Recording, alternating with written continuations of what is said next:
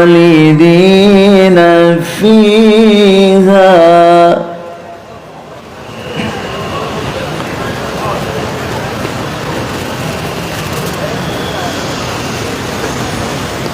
وذلك الفوز العظيم.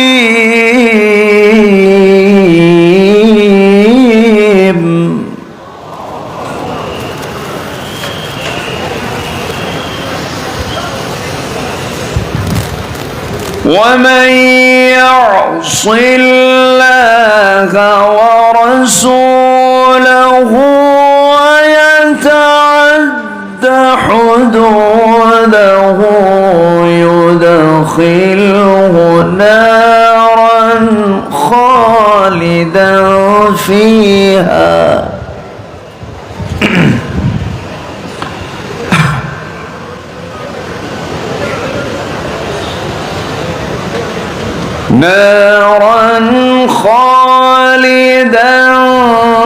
فيها وله عذاب مهين.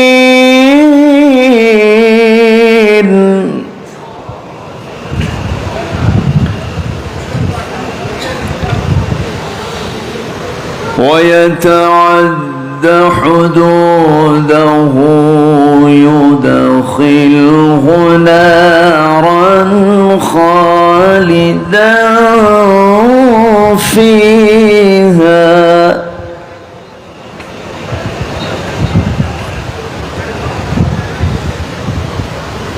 وله عذاب مهين.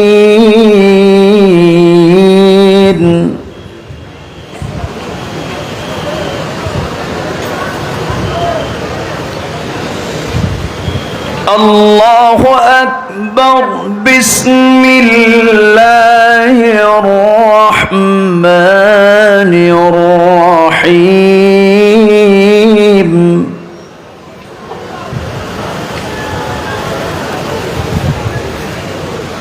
إن الله وملائكته يصلون على النبي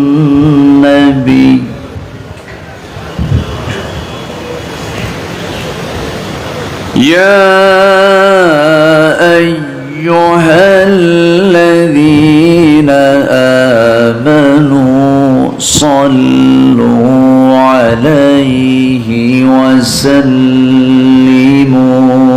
تسليما. اللهم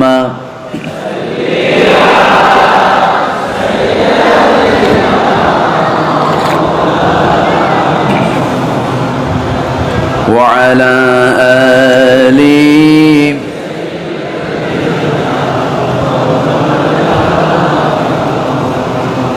मोहब्बत दिए नबीर प्रेमे मतवारा हुए जबान खुले आवाज दिए सबाई बोलुन अल्लाहुम्मा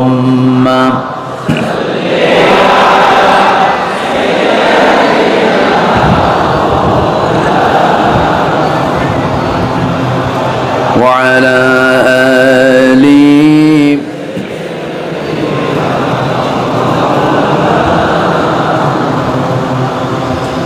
শিবে আবু তালিব সে এক কারাগার কাটলো সেথায় তোমার বহুদিন হলো পার।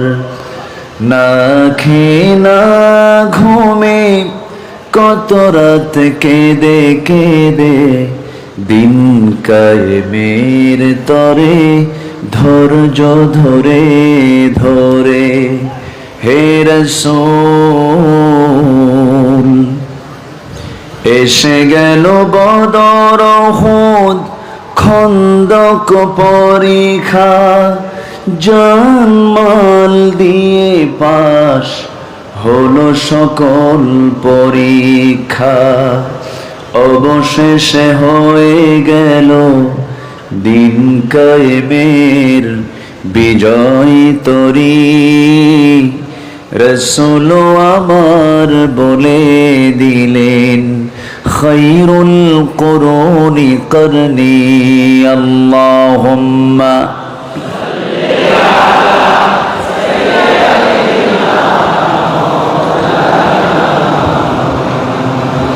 ওয়া আলা আলি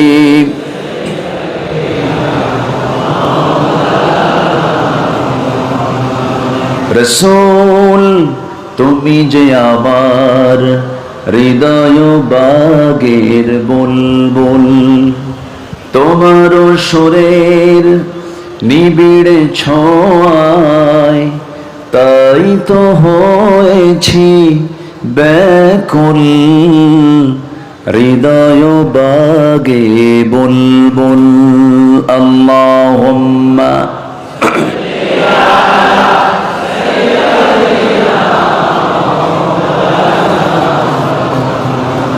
وعلى آله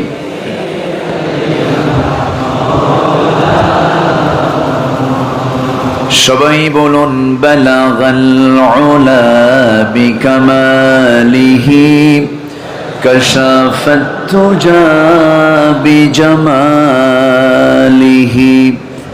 হাসুনাত জামিউ খিসালিহি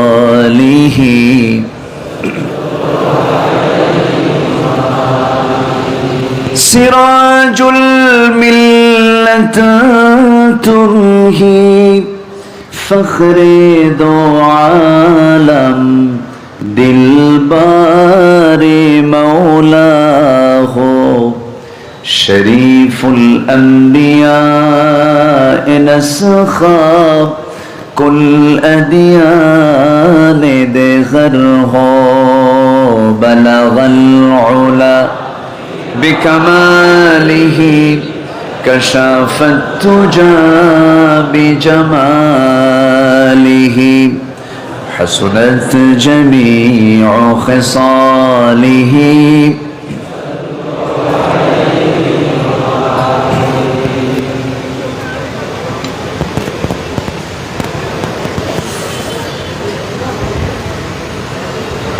চট্টগ্রাম অঞ্চলের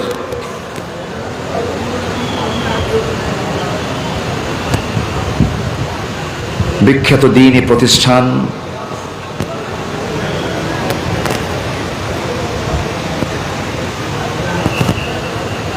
দিনব্যাপী 54তম আন্তর্জাতিক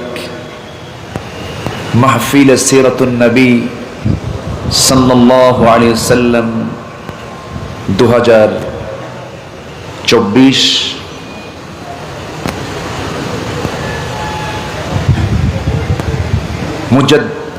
আশিক রাসূল ওলিকুল শিরোমণি মুজাদ্দিদ মাহফিল সিরাতুন নবী সাল্লাল্লাহু আলাইহি ওয়াসাল্লাম প্রখ্যাত আলেমে দ্বীন আলহাজ শাহ মাওলানা হাফিজ আহমদ রহমতুল্লাহ আলাইহি শাহ সাহেব কেবলা চুনতি কর্তৃক এই প্রবর্তিত মহতি মাহফিলের 12তম দিবসের সম্মানিত সুযোগ্য সভাপতি, আজকের মাহফিলের বরেণ্য সাহেবে সদর সলিমা সিরাজ মহিলা ফাজিল মাদ্রাসার অনারেবল প্রিন্সিপাল আলহাজ মাওলানা হামিদ হাসান সাহেব, কথা বলেছেন আমার পূর্বে কক্সবাজার নিবাসী মাওলানা আবরার হুসাইন আসহাবি হাফিজাহুল্লাহ, উপস্থিত হযরত উলামায়ে কেরাম, ফদলায়ে ইজাম, সুশীল সমাজ, জাতির শ্রেষ্ঠ সন্তান, শিক্ষক মণ্ডলী, জাতির বিবেক, সাংবাদিক বৃন্দ, সামনে উপস্থিত দূরে কাছের বিভিন্ন স্থান থেকে ছুটে আসা কালেমার ঝান্ডাবাহী, তাওহীদের পতাকাবাহী, দ্বীন ইসলামের নর শারদুল বীর মুজাহিদ, প্রাণ প্রিয় সম্মানিত দ্বীনি ভাইরা, আড়ালে বসে আছেন শ্রদ্ধেয়া সম্মানিতা সর্বগুণে গুণান্বিতা মা বোনেরা। আলোচনার সূচনায় আনুষ্ঠানিকতার মধ্য দিয়ে আমার পক্ষ থেকে আবারও দিল খোলা সালাম, আসসালামু আলাইকুম ওয়া রাহমাতুল্লাহি তাআলা ওয়া বারাকাতুহু। সবাই কেমন আছেন? আমাকে প্রশ্ন করে ফেলেছেন। আল্লাহ তাআলা আমাকে আপনার মতোই আপনার কাতারেই রেখেছেন। বলছি আলহামদুলিল্লাহ। সারাদিনের সকল কাজকর্মের ইতি টেনে ধীরে ধীরে আমরা যখন একটু বিছানার দিকে চলে যাব, ঠিক আমরা সেই মুহূর্তে বসে পড়েছি কোরআন শোনার জন্য। এমন শ্রেষ্ঠ মজলিস, বরকতময় বৈঠকে, মাহফিলে যিনি আমাকে আপনাকে কবুল করে নিলেন, সেই মহান রবের শানে বলছি আলহামদুলিল্লাহ। চিৎকার মেরে বলছি আল্লাহুম্মা ইন্নী আসআলুকা আল হুদা ওয়াত তুকা ওয়াল আফাফা ওয়াল গিনা। সবাই বলি আল্লাহুম্মা লাকা আসলামতু ওয়া বিকা আমানতু ওয়া আলাইকা তাওয়াক্কালতু ওয়া ইলাইকা আনাবতু ওয়া বিকা খাসামতু।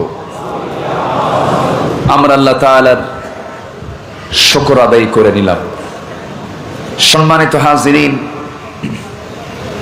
মহান রব্বুল আলামিনের অশেষ শুকর, যিনি 5 অগাস্টের এই আমার দেশের কিছু দামাল জজবাওয়ালা, কিছু তালিবুল ইলম, কিছু শিক্ষার্থী ভাইদের ত্যাগ এবং কুরবানির মধ্য দিয়ে একটি সুন্দর সময় আল্লাহ তাআলা আমাদেরকে উপহার দিয়েছে। সুন্দর দিন আমরা ফিরে পেয়েছি। সম্মানিত উপস্থিতি, দীর্ঘ 16 বছর আমার মাহফিলের 25 বছরের 16 বছর কেটেছে বিপরীত স্রোতের সময়। 25 বছর ওয়াজের ময়দানে আমি ভাঙ্গাচোরা কিছু কাজ করে যাচ্ছি, 25 বছর হয়ে যাচ্ছে।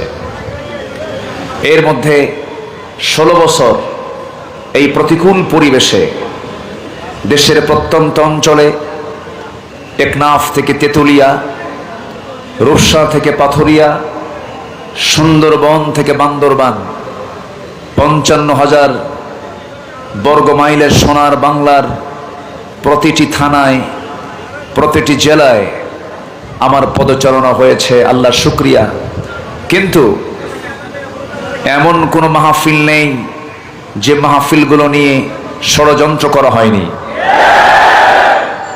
কোরআনের মাহফিল নাম শুনলেই তাদের গায়ে চুলকানি শুরু হয়ে যেত। অন্তত মাহফিল করতে নিয়ে আর কারো অনুমতি লাগবে না। বলি আলহামদুলিল্লাহ, জোরে বলি আলহামদুলিল্লাহ। সম্মানিত উপস্থিতি, সম্মানিত দ্বীনি ভাইরা, আজ 2024 সাল। 2009 সালে আমার ফার্স্ট হজের সফর হয়েছিল। এদেশের 18 কোটি মানুষের হৃদয়ের স্পন্দন আল্লামা শহীদ দেলাওয়ার হোসাইন সাইদ রাহিমাহুল্লাহর জীবনের শেষ হজ হয়েছিল 2009 সাল। আমার প্রথম আর ওনার শেষ। উনি আর জীবনে হজের সফর করার সুযোগ পাননি। সেই সফরে আল্লামা সাইদ রাহিমাহুল্লাহকে বলা হলো, দেশের তো সিচুয়েশন ভালো না, ট্রাইব্যুনাল গঠন হয়েছে, মামলা হচ্ছে, সাজানো হচ্ছে, তো আপনি আমার মনে হয় দেশে না গিয়ে আপনি দেশেই থেকে যান অথবা নতুন কোনো দেশে আপনি আশ্রয়, রাজনৈতিক আশ্রয় আপনি নিতে পারেন। উনি মুচকি হাসি মেরে শুধু একটা জবাব দিলেন, আমার দেশ, আমার মাটি, বাহিরে থেকে এই দৃশ্য দেখব নিরাপদে থেকে, এটা হতে পারে না। উনি জেনে শুনেই ফিরে এসেছেন। 13-14 বছর তাকে কারাবরণ করতে হয়েছে।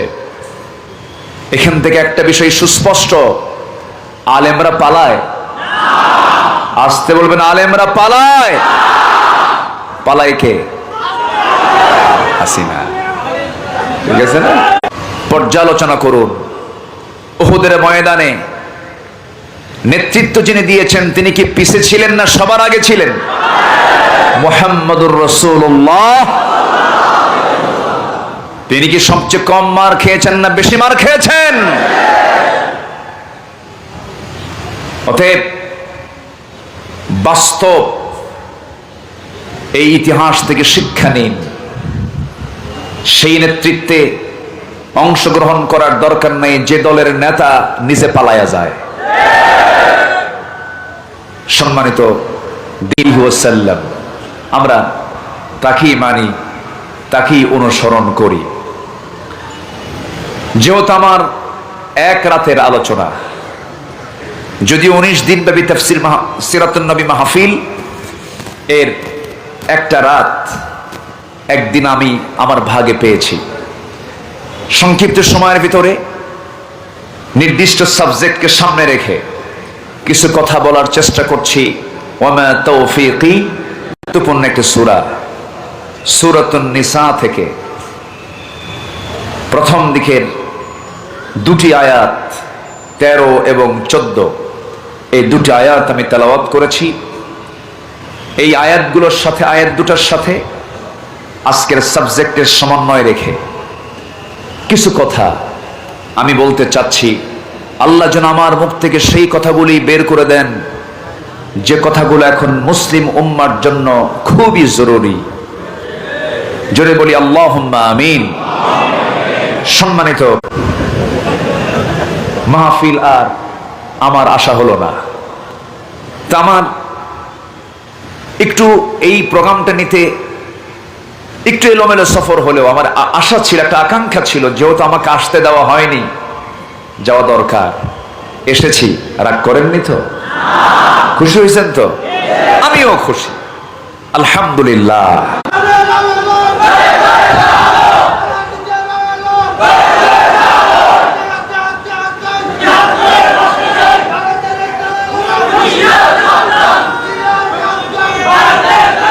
সম্মানিত ভাইয়েরা, সম্মানিত বন্ধুগণ, সম্মানিত বন্ধুগণ, যে রাজাকার শব্দটা ছিল ব্যান্ড, সে রাজাকার শব্দ হয়ে গেল ব্রান্ড। ঠিক কিনা? কে করে দেন? আসতে বলবেন না, কে করে দেন? আমার বন্ধুগণ, আবু সাইদ, তার বাড়িতে গত 3 দিন আগে আমি গিয়েছিলাম, তার বাবার সঙ্গে কথা বললাম। এই যে আবু সাইদেরা মুগ্ধরা যে জীবনটা দিয়েছে বিলিয়ে, অস্ত্রের মুখে বুকটা গায়ে দিয়েছে, সিনা থেকে, দিল থেকে ভয়টা মুছে দিয়েছেন, তিনি আমার কে? বিজয় দিয়েছেন কে? সে আমরা সিদ্ধান্ত নেব এই পৃথিবীতে আমরা কোন নেতা মানব না। আমাদের নেতা একজন, তিনি হচ্ছেন মুহাম্মদুর রাসূলুল্লাহ। মুহাম্মদুর রাসূলুল্লাহ। আল্লাহ রাব্বুল আলামিন সেই নবীজির শানে বহু জায়গায় তার আনুগত্যের ব্যাপারে বহু জায়গায় আল্লাহ রাব্বুল আলামিন বলে দিয়েছেন। যেমন একটা জায়গায় বলছেন, আতিউল্লাহ ওয়া, লক্ষ্য উদ্দেশ্যের সাথে নবীর লক্ষ্য উদ্দেশ্যের মিল থেকে যায়। ইসলামী নেতৃত্ব যারা দেবেন, আল্লাহকে মানবে, রাসূলকে মানবে, আর সেই ইসলামী দলের নেতাকে মানবে। হুকুমটা কার? আসতে বলবেন না, কার? আল্লাহ তাআলার। যদি মানতে পারো, সূরা নিসার 13 নম্বর আয়াত, যেটা আমি তেলাওয়াত দিয়ে শুরু করেছি, মহান রব্বুল আলামিন সাবধান করে বলছেন, তিলকা হুদুদুল্লাহ ومن يطع الله ورسوله يدخل الله এবং তার রাসূলের যারা আনুগত্য করবে তাদের কেমন জান্নাতে প্রবেশ করা হবে যার তলদেশ দিয়ে নহর প্রবাহিত, মধুর নহর, দুধের নহর, শরাবের নহর, পানির নহর রেখেছেন আমার আপনার জন্য। তিনি কে? আসতে বলবেন না, তিনি কে? এবং সেটা কি আমার আপনার জন্য স্থায়ী জায়গা না স্থায়ী জায়গা? টেম্পোরারি না পার্মানেন্ট? Permanent place. এমন একটা জান্নাত আল্লাহ রেখে দিয়েছেন। শর্ত হলো এক নাম্বার কার? আসতে বলবেন, এক নাম্বার কার? আল্লাহর আনুগত্য করব আমরা। নাম্বার 2 হলো রাসূলের আমরা আনুগত্য করব। আল্লাহকে সোজা পাওয়া যাবে না, আল্লাহকে ডাইরেক্ট পাওয়া যাবে না। আল্লাহকে পেতে হলে আল্লাহ রাব্বুল আলামিন রাসূলকে বলছেন, রাসূল আপনি সবাইকে জানিয়ে দেন, যারা পারেন ঠোঁট মিলিয়ে মিলে আমার সঙ্গে আয়াতটা পড়েন, সওয়াব পেয়ে যাবেন। খুব কমন আয়াত, সবার মুখের আয়াত। আমার সঙ্গে ঠোঁট মিলিয়ে মিলিয়ে বলুন, কুল ইন কুনতুম তুরুর রহিম কি মুহাম্মদ से वफातों ने तो हम तेरे है, ये जहाँ चीज है क्या लौह कलम तेरे है। মুহাম্মদ কে যদি ভালোবাসো, ভালোবাসা পাবে আমার। লৌহ কলম লুভিবে তোমরা, মাটির পৃথিবী সেকন ছাড়, দুনিয়া পেয়ে যাবে, আখিরাতও পেয়ে যাবে। শর্ত হলো সকল আদর্শ বাদ দিয়ে, সকল আনুগত্য বাদ দিয়ে একমাত্র আদর্শ আনুগত্য করতে হবে মুহাম্মদ সাল্লাল্লাহু আলাইহি ওয়াসাল্লামের। শিক্ষা দিতে যান, ঘন্টার পরে ঘন্টা লেগে যাবে। এখানে একটা সাবজেক্টের মধ্যে একটা কথা বলা হয়েছে, তার সুন্নাত সমূহ বিজ্ঞানসম্মত এবং সর্বযুগে কার্যকর। যেমন আমার নবীজি পাজামা, মানুষ যে পাজামা পরে পরিধান করে, রাসূল পাজামাকে ব্যবহারের ক্ষেত্রে, পরার সময়, পরিধানের সময় তিনি গিরার উপরে পড়তে বলেছেন।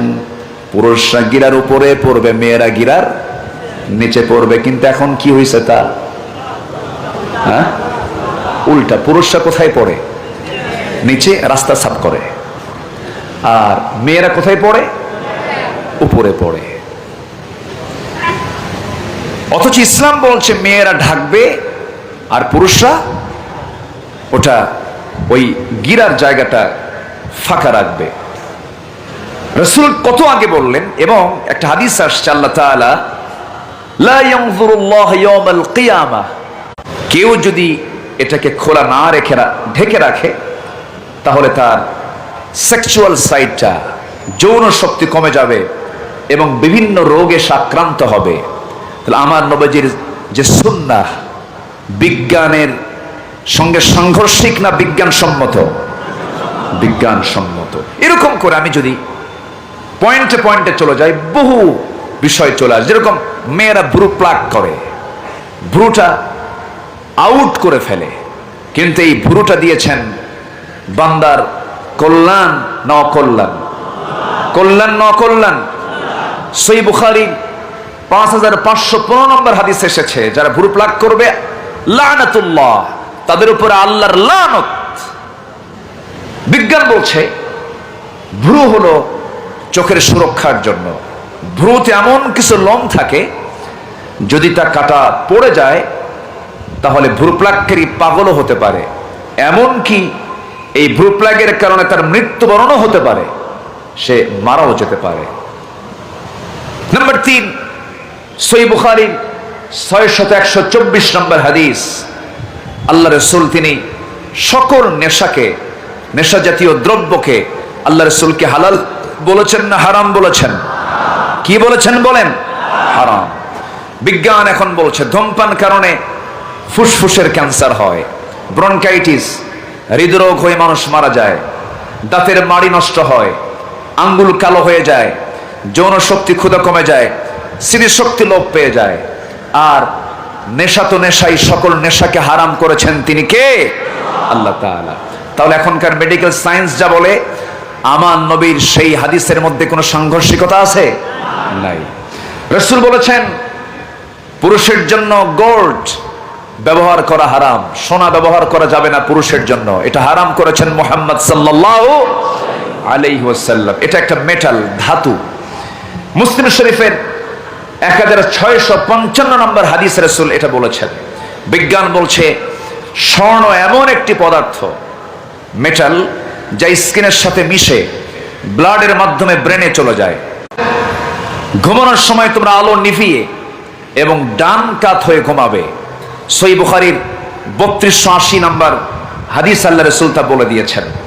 বিজ্ঞান বলছে ডান কাত হয়ে ঘুমালে হার্ট ভালো করে পাম্প করে, আর লাইট না নিভিয়ে ঘুমালে ব্রেনের অ্যানাটমি রস শরীরে প্রবেশ করতে পারে।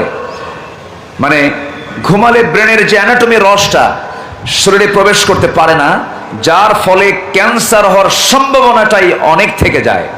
রাসূল যে বলেছেন লাইটটা নিভিয়ে ঘুমাও, মেডিকেল সায়েন্সের সাথে আমার নবীর হাদিসের বর্ণনার কোনো সাংঘর্ষিকতা আছে? নাই। আমার রাসূল বলেছেন তোমরা কসতুশ শারিব ওয়া আফুল লিহয়া।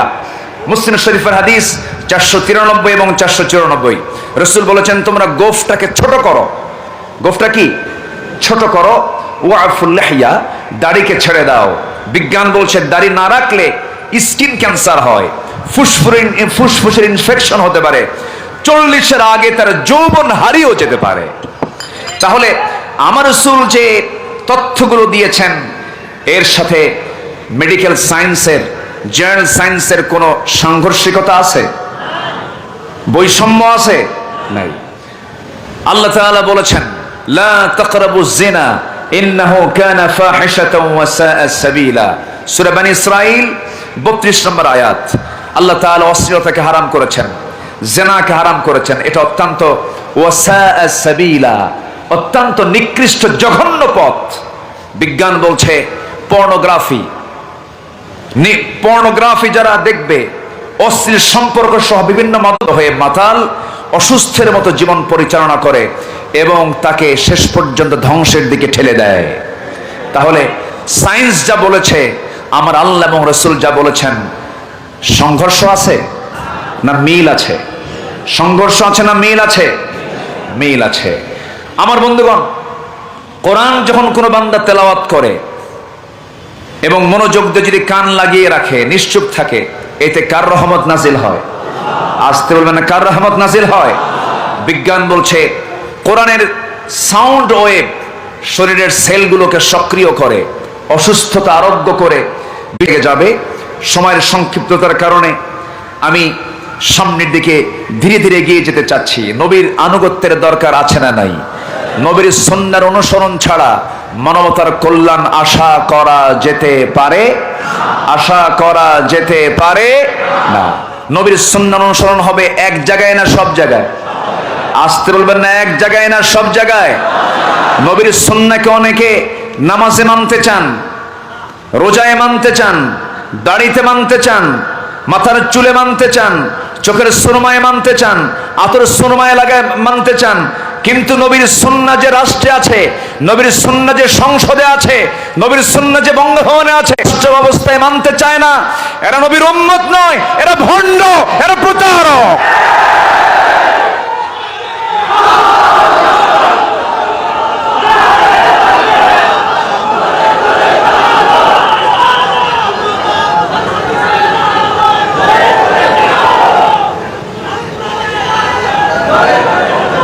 ঘরে ঘরে এখন তো জ্বালা, ঠিক আছে, ঘরে জ্বালাবো, শুধু ঘরে না, বাইরে।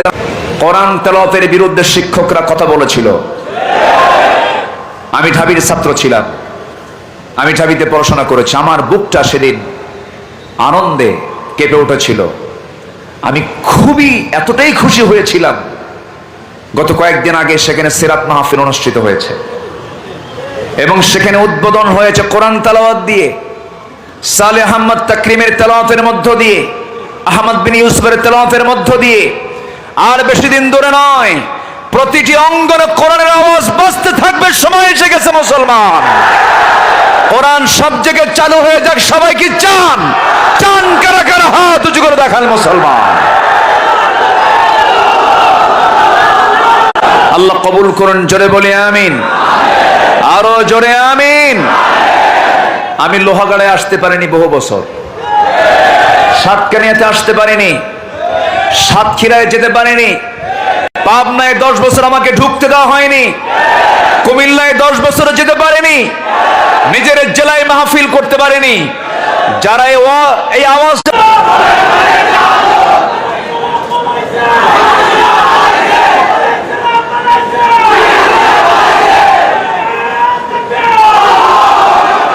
সম্মানিত ভাইয়েরা, যুগে যুগে রোগ ধরা কঠিন, মুনাফিকদের চেনা খুব কঠিন, কিন্তু চেনার দরকার আছে না নাই? যে লোকটা সে বুখারীর ওস্তাদ হতে পারে, আরবি কিতাব বহু লিখতে পারে, হতে পারে আল্লামা খেতাব পেতে পারে, কিন্তু যে লোকটা গণজাগরণ মঞ্চে গিয়ে বুক উঁচু করে বলে, সম্মানিত ভাইরা আমাকে বলতে দেন, একটু থামুন। সম্মানিত বন্ধুগণ, বিগত 16 বছর বিগত সরকারের সুযোগ সুবিধা যারা সবচেয়ে বেশি ভোগ করেছে তারাই মুনাফিকের বাচ্চা। আকলমান্দ ইশারা বাসাত, সচেতন ব্যক্তির জন্য ইঙ্গিতটা যথেষ্ট। বুঝে নেন কারা সুযোগ সুবিধা সবচেয়ে বেশি গ্রহণ করেছে। মাথায় টুপি দিলেই, মাথায় টুপি পড়লে আর মুখে দাঁড়িয়ে রাখলে আল্লাহওয়ালা হওয়া যায় না। আল্লাহওয়ালা হতে হলে সিনার মধ্যে কথা বলবো কখন? একটু থামেন, কথা তো কেবল শুরু, কেবল শুরু করেছে। 16 বছর কথা বলতে দেয়নি ওরা।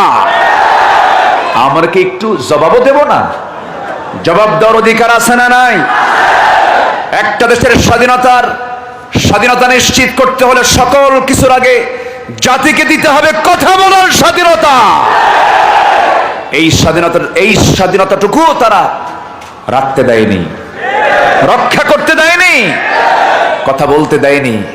মাহফিলে উঠলেই কিছু নেতা চেয়ারে বসে যেত, আকাশ নিয়ে কথা কবেন আর কবর নিয়ে কথা বলবেন, দুনিয়া আমরা দেখে নেব। এমন দেখা দেখছে, এমন সংসার রেখে গেছে। 16 বছরে এই সংসারের ঋণ হলো 18 লক্ষ কোটি টাকা, আর সেই সংসার থেকে ওরা চুরি করে নিয়ে গেছে 11 লক্ষ কোটি টাকা। শুধু পুকুর চোর নয়, সাগর চোর, সাগর ডাকাত এরা।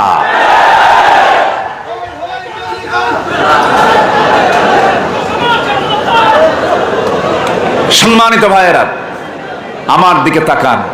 তাহলে কোন আদর্শ আমরা মানবো না, আমরা আদর্শ মানবো একজন, তিনি হচ্ছেন মুহাম্মাদুর রাসূলুল্লাহ। মুহাম্মাদুর রাসূলুল্লাহ। আমার নবীজির জীবন থেকে মুমিনদের অনুকরণীয় 15টি আদর্শ আমি আজকে উপস্থাপন করতে চাই। কয়টি বলেন তো? 15টি।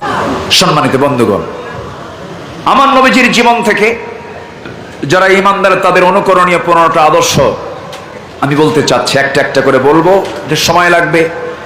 সময় দিচ্ছেন তো? আপনার থানার নাম কি?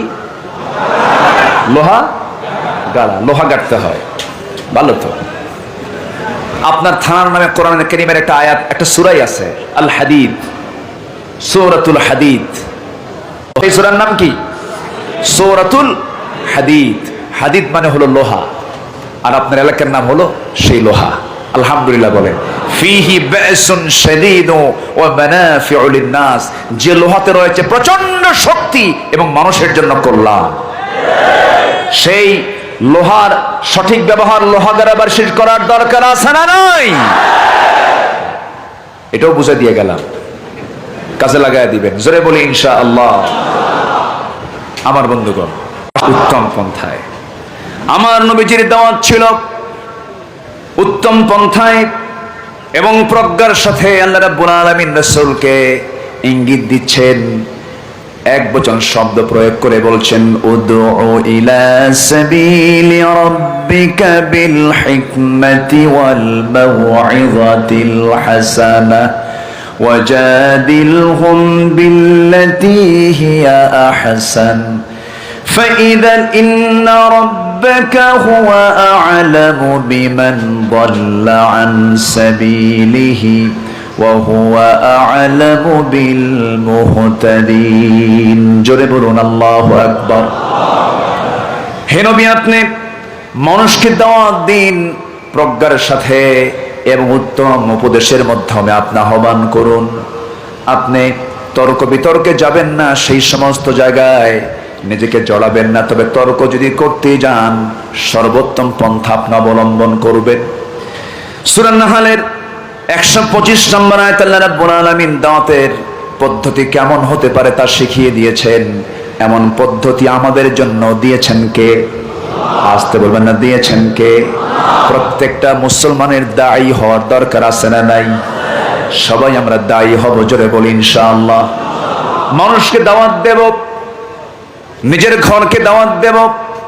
আমার নবীজি জীবনের প্রথম যে দাওয়াতটা দিয়েছেন তিনি ঘরে দিয়েছেন না বাইরে দিয়েছেন? আসতে বলবেন না, বাইরে দিয়েছেন না ঘরে দিয়েছেন? ঘরে দিয়েছেন।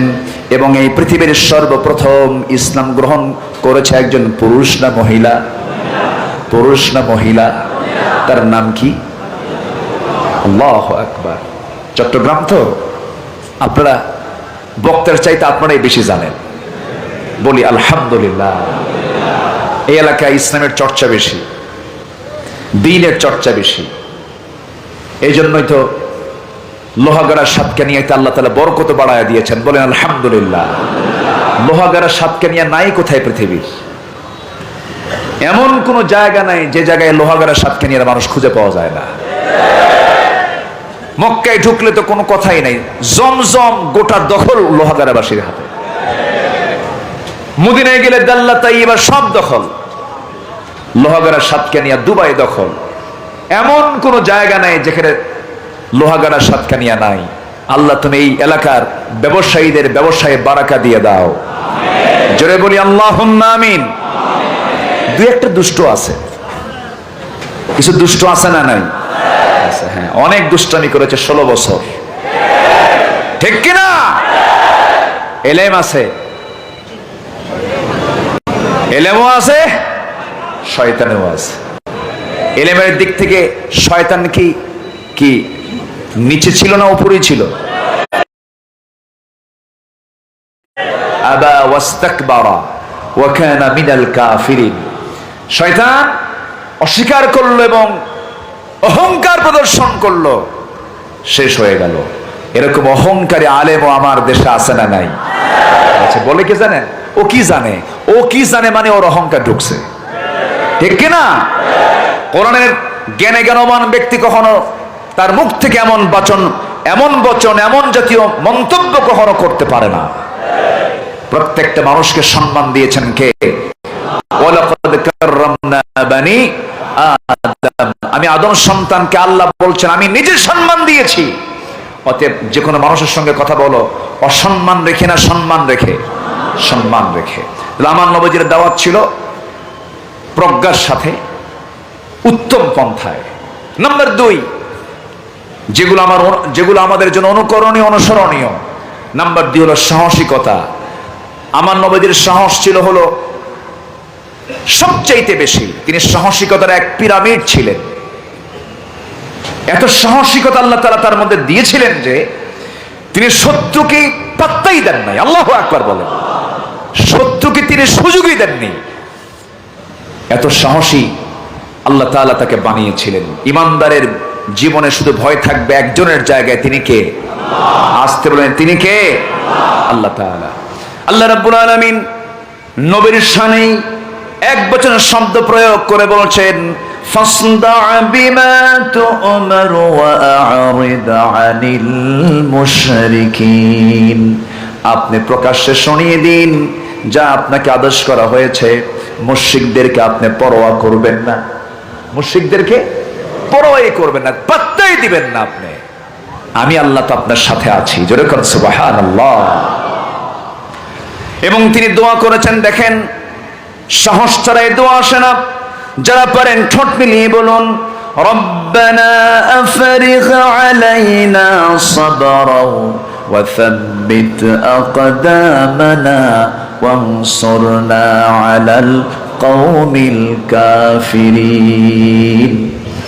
নাম্বার 3 হলো আমাদের জন্য যে সমস্ত আদর্শ অনুসরণীয় অনুকরণীয়। নাম্বার 3 হলো ধৈর্য ধারণ করা। ধৈর্য ছাড়া পৃথিবীর কোনো কিছু জয় করা যাবে নাকি বলেন? ধৈর্যের দরকার আছে না নাই? নামাজ আগে না ধৈর্য আগে? ধৈর্য। ইস্তাঈনু বিস-সাবরি ওয়াস-সালাহ। ধৈর্য ছাড়া নামাজও হবে না। অনেক মুসল্লি আছে মসজিদে ঢুকে নামাজে দাঁড়িয়ে যায়, ইমাম সাহেব যদি একটু লম্বা সূরা পড়ে মুসল্লির কাম সারা। মুসল্লি মনে মনে কয় কি আয়েশা হুজুরের পিছনে নামাজ পড়া শুরু করলাম, এত লম্বা কেরাত ধরলো, নামাজ কখন শেষ হয়ে যাবে বিরক্ত হয়ে যায়, লোকমাও দিতে পারে না, মাঝে মাঝে গলা ঝাড়ি দেয়। গলা কি দেয়? ঝাড়ি দেয়, কাশি মারে, হুজুর তাড়াতাড়ি শেষ করেন। এরকম মুসল্লিও আছে না নাই? আসতে বলবেন না, আছে না নাই? যাদের নামাজ পড়তে নিয়ে মনে হয় নামাজ কখন শেষ হবে, যাদের নামাজ পড়তে নিয়ে মনে হয় ইমাম সাহেবের সূরা কেরাত তো লম্বা হচ্ছে কেন, যাদের কাছে মসজিদ নামাজের সময় মসজিদ অবস্থান যাদের কাছে বিরক্তিকর মনে হয়, ভাবতে হবে তার ইমানের ভিতরে ভেজাল ঢুকেছে, ঠিক কিনা? এই জন্য ইমানদারের যতগুলো গুণগত দিক আছে এর মধ্যে অন্যতম গুণগত দিক হলো ধৈর্য ধারণ করা। ধৈর্য আছে যার, বিজয় আছে তার।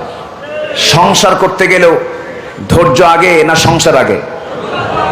ধৈর্য আগে না সংসার আগে? ধৈর্য আগে। স্বামী স্ত্রী দ্বন্দ্ব লেগেছে, এখানে ধৈর্য ধরবে সবচেয়ে বেশি কে? কিচ্ছু কয় না, দেখছে মানে বইয়ের ভাগে ভাগ দিয়ে দিচ্ছে। কি চালাক, এ তো লক্ষণ খারাপ দেখতেছে। আচ্ছা বলেন তো, কর্মীর ধৈর্য বেশি ধরা দরকার না নেতার ধৈর্য বেশি ধরা দরকার? বলেন বলেন বলেন। কর্মী দুই একজন ধৈর্যহারা হলেও নেতাকে ধৈর্যহারা হওয়া যাবে না। আর রিজালু কাওয়ামুনা আলান নিসা, নারীদের পরিচালনা করবে কারা? পুরুষ। এখন বলেন ধৈর্য ধরবে, বেশি ধৈর্য ধরবে স্ত্রী না স্বামী? এখন ঠিক হয়ে গেছে। আমার মায়েরা যদি এই আওয়াজটা শুনতে পারেন খুব খুশি হয়ে গেছেন মনে হয়। হুজুর মনের মতো ওয়াজ করলেন। আমার স্বামীর যে মেজাজ, সেই দুবাই থেকে হুমকি দেয় আমারে। কোন জায়গা থেকে? আচ্ছা দুবাই থেকে হুমকি দিয়ে লাভ আছে? তুমি আছো দুবাই, তোমার বউ আছে লোহাগাড়া, ওই জায়গায় থেকে ভিডিও করে হুমকি দিয়া সারা দিয়ে ভেঙে ফেলবে, আছে না নাই? আছে। ধৈর্যের পরিচয় দিতে হবে। রাগারাগি কইরা শেষমেশ ফোনের মধ্যেই বলে ফেলে দিল, একদম ভিডিও কলে, দিলাম তোর 100 তালাক। আত-তালাকু মাররাতান, তালাকের কন্ডিশন আল্লাহ তাআলা সব বলে দিয়েছেন। তালাক নামে একটা সূরাই দিয়েছেন। তালাকটা কত গুরুত্বপূর্ণ যে আল্লাহ তাআলা 114 সূরার মধ্যে একটা সূরার নাম কোট করেছেন সূরাতুত তালাক। সে তালাকটাকে নিজের হাতের মধ্যে নিয়ে, আইনের মধ্যে নিয়ে সে মুখ দিয়ে বলে ফেললো, একটা না দুইটা না, কত সেঞ্চুরি তালাক দিয়া। পরের দিন আমাদের ফোন দেয়, একদিন আমাকে ফোন দিয়ে বলতেছে, হুজুর কাম তো সারছে, কি একদম রেকর্ড করেছি। কি করছো? একদম 100 তালাক দিছে। তো 100 তালাক দিলেন,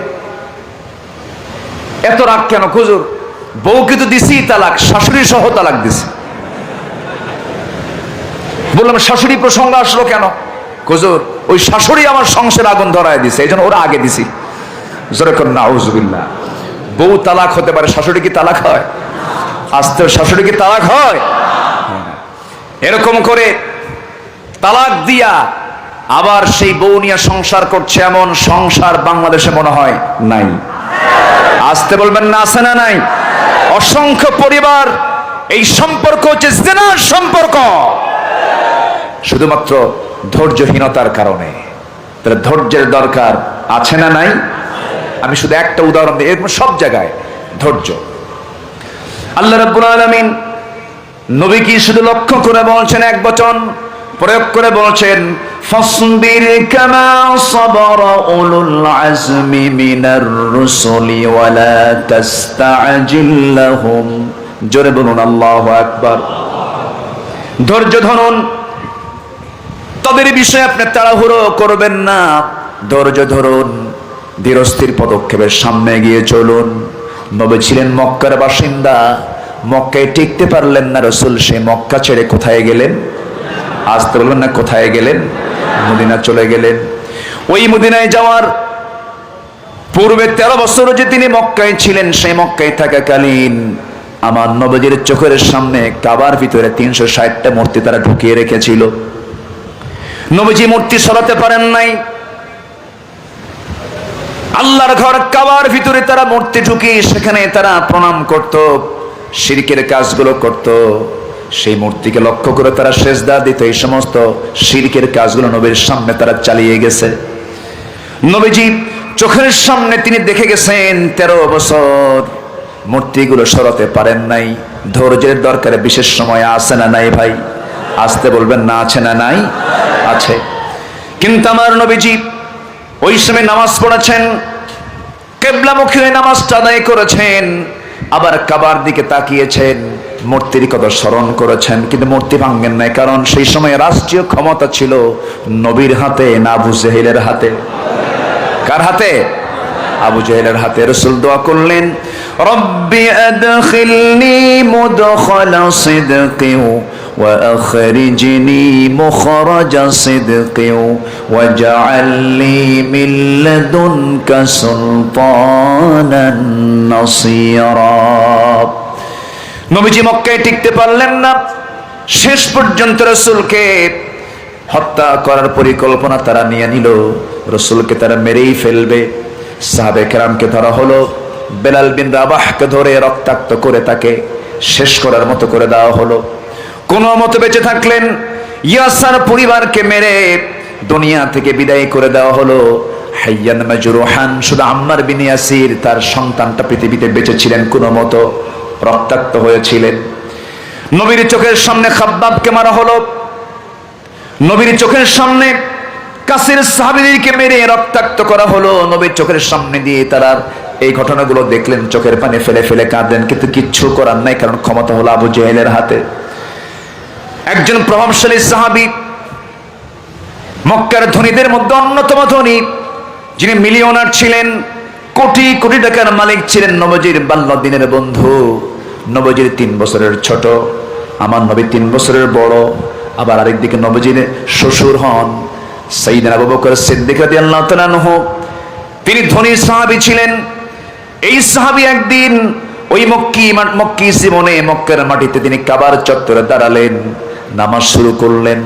রুকু থেকে সিজদায় যাওয়ার সঙ্গে সঙ্গে উতবা, শাইবা, মুগীরা সব মিলে তাকে পাকড়াও করে ফেললো। সিজদা দেওয়ার সঙ্গে সঙ্গে মাথার ঘাড়ের কাছে এসে পা দিয়ে এমন জোরাঘাত করা হলো, চিত হয়ে পড়ে গেলেন। নাকের উপরে খড়ম জুতা দিয়া, কাঠের জুতা দিয়া চাপা দেওয়া হলো, নাকটা মোচা হয়ে গেল। ফিঙ্কি দিয়ে রক্ত পড়া শুরু হলো, মারতে মারতে রক্তাক্ত করে ফেলা হলো। কিছুক্ষণের মধ্যেই পৃথিবীর সবচেয়ে দামি মানুষ, নবীর পরে যার দাম, আবু বকর সিদ্দিক রাদিয়াল্লাহু তাআলা আনহু সেন্সলেস হয়ে থাকলেন। কোনো আওয়াজ নাই, কোনো শব্দ নাই। কাফির মুশরিকরা মনে করেছে বুঝি আবু বকর মারাই গেছে, মৃত মনে করে তাকে রেখে সেই জায়গা থেকে চলে গেছে। কিছুক্ষণ পর ওই সাহাবীর চেতনা ফিরে আসলো, সেন্সলেস থেকে তিনি মুক্ত হয়ে গেলেন, সুস্থ, একটু জ্ঞানটা ফিরে আসলো তার মধ্যে। জ্ঞান ফিরে আসার সঙ্গে সঙ্গে নাকের দিকে তাকায় দেখেন রক্তক্ষরণ হচ্ছে, কিন্তু তার সেই দিকে খেয়ালই নাই। তার মনে হচ্ছে, হারে আমাকে যেমন করে তার অতর্কিত হামলা করলো, না জানি তার রাসূলকে কেমন করে অতর্কিত হামলা চালায়। নিজের বাড়ির দিকে রওনা না দিয়া সোজা নবীর দরজার কাছে গিয়ে দরজায় নক করছেন। ভোরবেলা ফজর নামাজ তিনি পড়েছেন, দরজায় গিয়ে নক করেছেন। দরজায় নক করার সঙ্গে সঙ্গে রাসূল দরজা খুলেই দেখেন বন্ধ আবু বকরের নাক থেকে রক্ত গড়ে গড়ে পড়ে। রাসূল কেঁদে কেঁদে বলছেন, আবু বকর এমন অবস্থা তোমার কে করে দিল, কেমন করে হলো? বলছেন, হুজুর আমাকে তার হত্যা করতে চেয়েছিল, চোরাগুপ্ত হামলা শুরু হয়ে গেছে। মক্কার পরিবেশ ভালো না, ওরা আপনাকে মেরেও ফেলতে পারে, আজকে যে কোনো মুহূর্তে আপনার বাড়িতেও হামলা হতে পারে। চলুন দয়া করে, এই মুহূর্তে বাড়ি থাকা যাবে না, অন্তত দিনের বেলা আমরা বাইরে গিয়ে কোথাও আশ্রয় নেই, চলুন আমরা বাইরে চলে যাই। দিন কায়েমের সংগ্রাম করতে গিয়ে আমার নবীজিকেও ঘর ছাড়তে হয়েছে, বাড়ি ছাড়তে হয়েছে। যাদের জীবনে এই 16 বছর ঘর ছাড়া লাগলো না, বাড়ি ছাড়া লাগলো না, এমন সুবিধাবাদী আমরা কি বুঝি না? ঠিক কিনা আমার বন্ধুগণ? সাইয়েদনা আবু বকর সিদ্দিক রাদিয়াল্লাহু আনহুকে রাসূল সঙ্গে করে নিয়ে ঘর থেকে বের হলেন, মক্কার আউটসাইডে চলে গেলেন, বাইরের দিকে চলে গেলেন। প্রচন্ড রক্ত অবস্থা দেখে, রক্ত গড়ে পড়া দেখি রাসূল বলছেন, আবু বকর, যে পরিমাণ রক্তক্ষরণ হচ্ছে তুমি তো মরে যাবে, দেখি তোমার খাদ্যের কোনো ব্যবস্থা করা যায় কিনা। একটা মেষপাল পেলেন, মেষের রাখালকে বলেন, একটা ভেড়া, একটা দুম্বা আমারে দাও, একটা মেষ আমাকে দাও। সে বলে, না, দিতে পারবো না। উটের রাখালকে বলেন, উটের রাখালও দিতে পারবে না, না বলে দিল। নবীজির সামনের দিকে চেয়ে দেখেন একটা ছাগলের পাল। সেই ছাগলের রাখালকে ডাক দিয়ে বলেন, ও রাখাল, এইদিকে আসো, এটা ছাগি দেবে নাকি? কি করবেন? দহন করব দুধ। বন্ধু না খাওয়া, রক্তাক্ত অবস্থায় পড়ে আছে, সে মারা যাবে, না দেওয়া যাবে না, আমানতের খেয়ানত হয়ে যাবে। এই ছাগলগুলোর মালিক তো আমি হলাম শুধু রাখাল, তত্ত্বাবধায়ক, রক্ষণাবেক্ষণ করে আমি শুধু আমার দেখভাল করার দায়িত্ব, আমি আপনাকে ছাগল দিতে পারবো না। আমার নবীজির হৃদয়ে কথাটা লেগে গেল, মনে মনে চিন্তা করলেন, আহারে, এই মরু তপ্ত বালুর মধ্যে থাকা রাখালের ইমান নাই, কিন্তু ইমানের গুণটা আছে, আমানতদারিতা আছে। নবীজি খুশি হয়ে গেলেন। আমার নবীজি বললেন, ও রাখাল, তুমি যদি কোনো ছাগি যদি আমাকে না দিতে চাও, সমস্যা না, দিও না, আমাকে ছোট্ট একটা ছাগি দাও, যে ছাগির পেটে কোনোদিন বাচ্চা আসে নাই, যে ছাগিটার ওলানে কখনো দুধ আসে নাই, ছোট্ট একটা ছাগি তুমি আমারে দিয়ে দাও। রাখাল মুস্কি মুস্কি হাসি মারে, আর মনে মনে চিন্তা করে, ছোট্ট ছাগি দিয়ে লোকটা কি করবে, লোকটা পাগল নাকি? ছোট্টকে ছাগি নিয়ে এসে তার হাতে ধরায় দিল। আমার নবীজি ছাগিটা কোলের মধ্যে নিলেন। রাখাল তো জানে না কোন কোলের মধ্যে ছাগলটা উঠতেছে, এই কোলটা কোন কোল সে তো বোঝে নাই। আমার নবীজির কোলের মধ্যে ছোট্ট ছাগিটা নিয়ে আমার নবীজির ছাগিটার পিছনের দুইটা পার মাঝখান বরাবর, ওলান বরাবর, দুধ বরাবর আমার রাসূল যখন দুটা বরকতি হাত আস্তে করে রাখলেন, বিসমিল্লাহ বলে ফোঁ দিয়ে দিলেন, ছোট্ট ছাগির গোটা ওলান ভরা দুধ টনটন হয়ে গেল, দুধ পূর্ণ ওলান হয়ে গেল, দুধের বাট টনটন করছে দুধ দিয়ে। আমার নবীজি বলছেন, রাখাল, একটা বাটি দেবে নাকি, দুধ দহন করব। রাখাল আশ্চর্য হয়ে গেল, এ কেমন কথা, জীবনে তেমন দৃশ্য দেখি নাই। নবীর হাতের বরকত কে দিয়েছেন? আসতে বলবেন না, কে দিয়েছেন? আমার নবীর হাতের ইশারায় আকাশের চাঁদ দ্বিখণ্ডন করেছেন, তিনি কে? আল্লাহ তাআলা। আমার নবীজি ছাগিটার ওলানে হাত দিলেন, দুধ পূর্ণ হয়ে গেল, বাটি নিয়ে আসা হলো, তিনি দুধ দহন করলেন। দুধ দহন করতে করতে বাটি দুধ পূর্ণ হয়ে গেল। নবীজি এবার মুস্কি হাসি মেরে বলছেন, আবু বকর, মার খেয়েছো সকালবেলা, এখন বরকতের দুধ পান করো। সাইয়েদনা আবু বকরের হাতে দুধের বাটি দেওয়া হলো। দুধ পাত্র হাতের মধ্যে নিয়ে বিসমিল্লাহ বলে পান করা শুরু করলেন। দুধ পান করতেছেন, থামাথামি নাই। এত পরিমাণ দুধ পান করলেন যে তার পেটের চামড়া টাইট হয়ে গেছে। আমার রাসূল বললেন, আবু বকর, আজকে দুধ কেমন পান করলে বলো? তিনি বলছেন, ইয়া রাসূলুল্লাহ, জীবনে যত দুধ পান করেছে, আজকের মতো তৃপ্তি ভরে স্বাদ নিয়ে এমন দুধ আমি জীবনে কখনো পান করি নাই।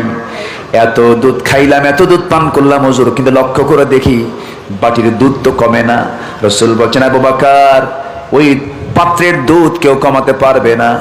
এখানে যদি আরো আল্লাহর কিছু বান্দাও হাজির হয়, কেউ দুধ কমাতে পারবে না যতক্ষণ না আমার ঠোঁটটা সেই বাটিতে না লাগানো হবে। রাখালকে দিয়ে দাও। রাখালের হাতে যখন বাটি দেওয়া হলো, রাখালকে বলা হলো, রাখাল, পান করো। সে তো বিসমিল্লাহ বোঝেন, রাসূল বিসমিল্লাহ বলে দিলেন। পান করতে করতে সেও প্রচুর দুধ পান করলো, কিন্তু দুধ কমে না। রাসূল বলছেন, দাও, এবার বাটি আমার হাতে তুলে দাও। রাসূল নিজের হাতে বাটি উঠায় নিলেন। আমার নবী আগে খেলেন না খাওয়ালেন? আসতে আগে খেলেন না খাওয়ালেন? নেতার চরিত্র আগে খাবে না খাওয়াবে? আমার দেশের নেতাদের চরিত্র আগে খায় না খাওয়ায়? আগে খায় না খাওয়ায়? শুধু কি খায় না পাচারও করে? আমার নবীজি সর্বশেষ বাটি হাতের মধ্যে নিলেন, বিসমিল্লাহ বলে সেবন করলেন। বাটি দুধ ফাঁকা হয়ে গেল, এবার শূন্য বাটি। রাখালকে দিয়ে বলেন, রাখাল, তুমি থাকো, আমরা এখন চলে যাচ্ছি মক্কার দিকে, বাড়ির দিকে চলে যাচ্ছি। রাখাল কান দিয়ে আর মনে মনে কয়, কেমন মানুষ দেখলাম রে, এমন মানুষ তো জীবন আমি কখনো দেখি নাই। সূরাত সুন্দর, সিরাত সুন্দর, যেরকম সুবহানাল্লাহ। সূরাত সুন্দর, সিরাত সুন্দর। আমার নবীজির বচন ভঙ্গি, আমার নবীজির অঙ্গভঙ্গি, আমার নবীজির প্রেজেন্টেশন, আমার নবীজির মুকালামা, সব কিছু দেখে রাখালের দিলটা পড়ে গেছে। রাখাল মনে মনে চিন্তা করে, আমাকে যদি এই লোকটার সাথে করে নিয়ে যেত। রাসূল তার চিন্তাশীল চেহারা দেখে, চিন্তাওয়ালা চিন্তাযুক্ত চেহারা দেখে রাসূল বলছেন, রাখাল কি চিন্তা করো কও। হুজুর আমাকে সাথে করে নিয়ে যান। রাসূল বলছেন, না তোমাকে নিয়ে যাব না, কারণ আমানতের খেয়ানত হয়ে যাবে। রাখাল তুমি এই ছাগলগুলো দেখবে কে? তাই তো। আমার নবীজি চলে যাচ্ছেন, এমন সময় রাখালটা ডাক দিয়ে বলছে, যেহেতু আপনি চলেই যাচ্ছেন, আপনার কাছে আমার একটা দাবি আছে। কি দাবি? আপনার ছোট্ট ছাগিটা যখন কোলের মধ্যে নিলেন, পিছনের দুই পার মাঝখানে ওলান বরাবর যখন হাতটা রাখলেন, কি যেন একটা দোয়া পড়লেন, ওই দোয়াটা আপনি আমাকে শিখায় দিয়া যান। রাসূল বলেন, ওই দোয়া দিয়ে তুমি কি করবা? মাঝে মাঝে এই দোয়া পড়বার দুধ খাবো। জোরখান সুবহানাল্লাহ। আমার নবীজি সঙ্গে সঙ্গে বলছেন, রাখাল রে, 1000 বারে দোয়া পড়লে পরে তোমার কোনো কাজে আসবে না, কারণ তোমার মধ্যে শিরকিয়াতের পচা দুর্গন্ধ আছে। শিরকিয়াতের পচা দুর্গন্ধ সাফ করে তাওহীদের পেয়ালা গ্রহণ করে নাও, সকল দোয়া আমার আল্লাহর দরবারে মঞ্জুর হয়ে যাবে। যেরকম সুবহানাল্লাহ। রাখালের বুঝতে দেরি হলো না। রাখাল এবার রাসূলকে সামনে লক্ষ্য করে বলছেন, নাম শুনেছি মুহাম্মদ বিন আব্দুল্লাহ নামে একজন আল্লাহর নবীর আগমন হয়েছে মক্কায়। আপনার চেহারা, আপনার বচন ভঙ্গি, আপনার সকল কিছু দেখে মনে হচ্ছে আপনি সাধারণ মানুষ হবেন না, আপনি একজন অসাধারণ মানুষ হবেন। আপনার পরিচয়টাকে আপনি বলেন। রাসূল বলছেন, চিনতে ভুল করো নাই, আমি হলাম আখির জামানার পয়গম্বর মুহাম্মদ সাল্লাল্লাহু আলাইহি ওয়াসাল্লাম। সঙ্গে সঙ্গে হাত বাড়ায়া দিয়া রাখাল বলে ফেলল, আশহাদু আল্লা ইলাহা ইল্লাল্লাহু ওয়াহদাহু লা শারীকা লাহু ওয়া আশহাদু আন্না মুহাম্মাদ। রাখাল, সেই রাখাল আল্লাহর কালিমা যখন পড়ে নিলেন, কালাম যখন তার সামনে দেওয়া হলো, এত সুমধুর কণ্ঠ আল্লাহ তাআলা এই রাখালের মধ্যে দান করেছিলেন। আমার নবীজি একদিন অন্ধকার রাত্রিতে এই রাখালের সুমধুর কণ্ঠে তেলাওয়াত শুনলেন। রাসূল বলেন, অন্ধকার রাত্রে এত সুমধুর কণ্ঠে কে তেলাওয়াত করে? হুজুর ওই রাখাল আব্দুল্লাহ ইবনে মাসউদ রাদিয়াল্লাহু তাআলা আনহু। রাসূল বললেন, ও সাহাবীরা, আমার কাছে মনে হচ্ছিল জিবরাইল আমার কাছে ওহী নাজিল করতেছে। তোমরা আমার আব্দুল্লাহর তেলাওয়াতকে ফলো করো। সেই রাখাল কি এক পরশ পাথরের সংস্পর্শ পেলেন।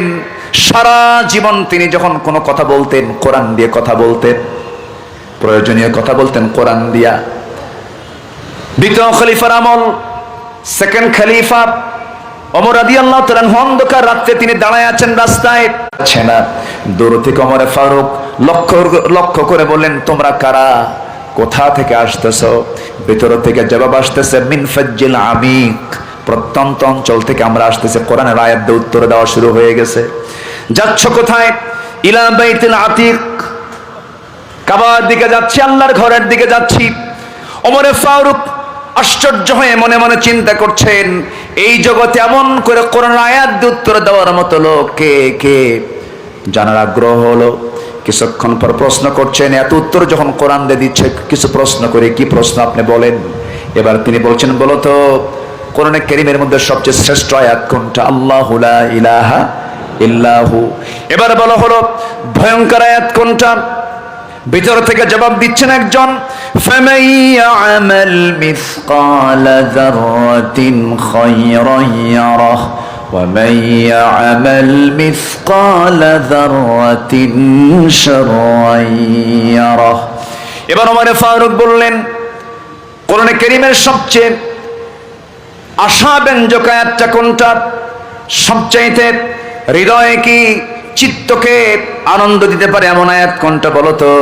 ভিতর থেকে জবাব আসতেছে, একজন জবাব দিচ্ছেন, কুল ইয়া ইবাদিয়াল মির রাহমাতিল্লাহ ইন্নাল্লাহা ইয়াগফিরুয যুনুবা জামিআ। ওমর ফারুক রাদিয়াল্লাহু আনহু এবার বললেন, আমি নিশ্চিত এই কাফেলার মধ্যে অবশ্যই অন্য কেউ নাই। আমার জানা মতে এই কাফেলায় আছে আব্দুল্লাহ ইবনে মাসউদ। অবশ্য আব্দুল্লাহ ইবনে মাসউদ আছে। মুস্কি হাসি মেরে তিনি সামনে দাঁড়ায় বলছেন, আপনার বিবেচনা ঠিক আছে, আমি হলাম আব্দুল্লাহ ইবনে মাসউদ। যেরকম সুবহানাল্লাহ। আমার বন্ধুগণ, ধৈর্যের ফলাফল আছে না নাই? ধৈর্যের ফলাফল দেন কে? আসতে বলবেন না, কে দেন? ধৈর্যের ফলাফলটা তিক্ত না মিষ্ট? তিক্ত না মিষ্ট? মিষ্ট হলো ধৈর্যের ফলাফল। ধৈর্য হারা হওয়া যাবে না। ধৈর্য হারা হব, হেরে যাব, ধৈর্যের পিরামিড হব, বিশাল অর্জন পেয়ে যাব। আমার বন্ধুগণ, 13টা বছর ধরে জেল কেটেছেন আল্লামা সাইদ রাহিমাহুল্লাহ, কিন্তু তার শেষ হাসিটা দেখে কি মনে হতো? মনে হয় তিনি কষ্টকে কষ্ট মনে করেছেন। কষ্টকে কষ্ট মনে করেছেন, কষ্টকে কষ্ট মনে করেন নাই। আমার বন্ধুগণ, তার সারা জীবনের প্রতিটি মাহফিলের একটাই দোয়া তার কামনা ছিল, সেটা হলো তিনি আল্লাহর কাছে প্রায় দোয়াটা করতেন, আল্লাহ, এই জমিনে কোরআনের রাজ কায়েম হয়েছে, এমন দৃশ্য দেখার তৌফিক তুমি আল্লাহ দিয়ে দাও। আমার নবীজির যত প্রিয় সাহাবী ছিলেন, যত কাছের মানুষগুলো ছিলেন, সব সাহাবীর মূল টার্গেট এটাই ছিল। আমার নবীজি যে দোয়াটা করেছেন, আমার নবীজির দোয়ার সঙ্গে তাদের দোয়ার মিল ছিল। খলিফা ওমর ফারুকের দোয়ার সঙ্গে আল্লামা সাইদের দোয়ার মিল ছিল। তিনি প্রায় আরেকটা দোয়া করতেন, আল্লাহ, তুমি আমাকে শহীদি মওত দিয়ে দিও। আল্লাহু আকবার বলেন, জোরে বলি আল্লাহু আকবার। শহীদি মওতটা সবার কপালে জোটে? সবার কপালে জোটে না। তিনি শাহাদত বরণ করলেন, 1 বছর যেটা যাওয়া লাগলো না, পতন হয়েছে জালিমদের। ঠিক কিনা? 1 বছর লেগেছে? লাগে নাই। তবে আমাদের দাবি, তিনি স্বাভাবিক মৃত্যুবরণ করেননি, তাকে পরিকল্পিতভাবে হত্যা করা হয়েছে। থামুন সম্মানিত ভাইয়েরা, যে বিতর্কিত চিকিৎসক তার চিকিৎসা সেবা দিয়ে জাতিকে ধোঁকা দিয়েছে, সেই চিকিৎসককে গ্রেফতার করার সময়ের দাবি। রাজি আছেন কারা কারা? হাত উঁচু করে দেখা।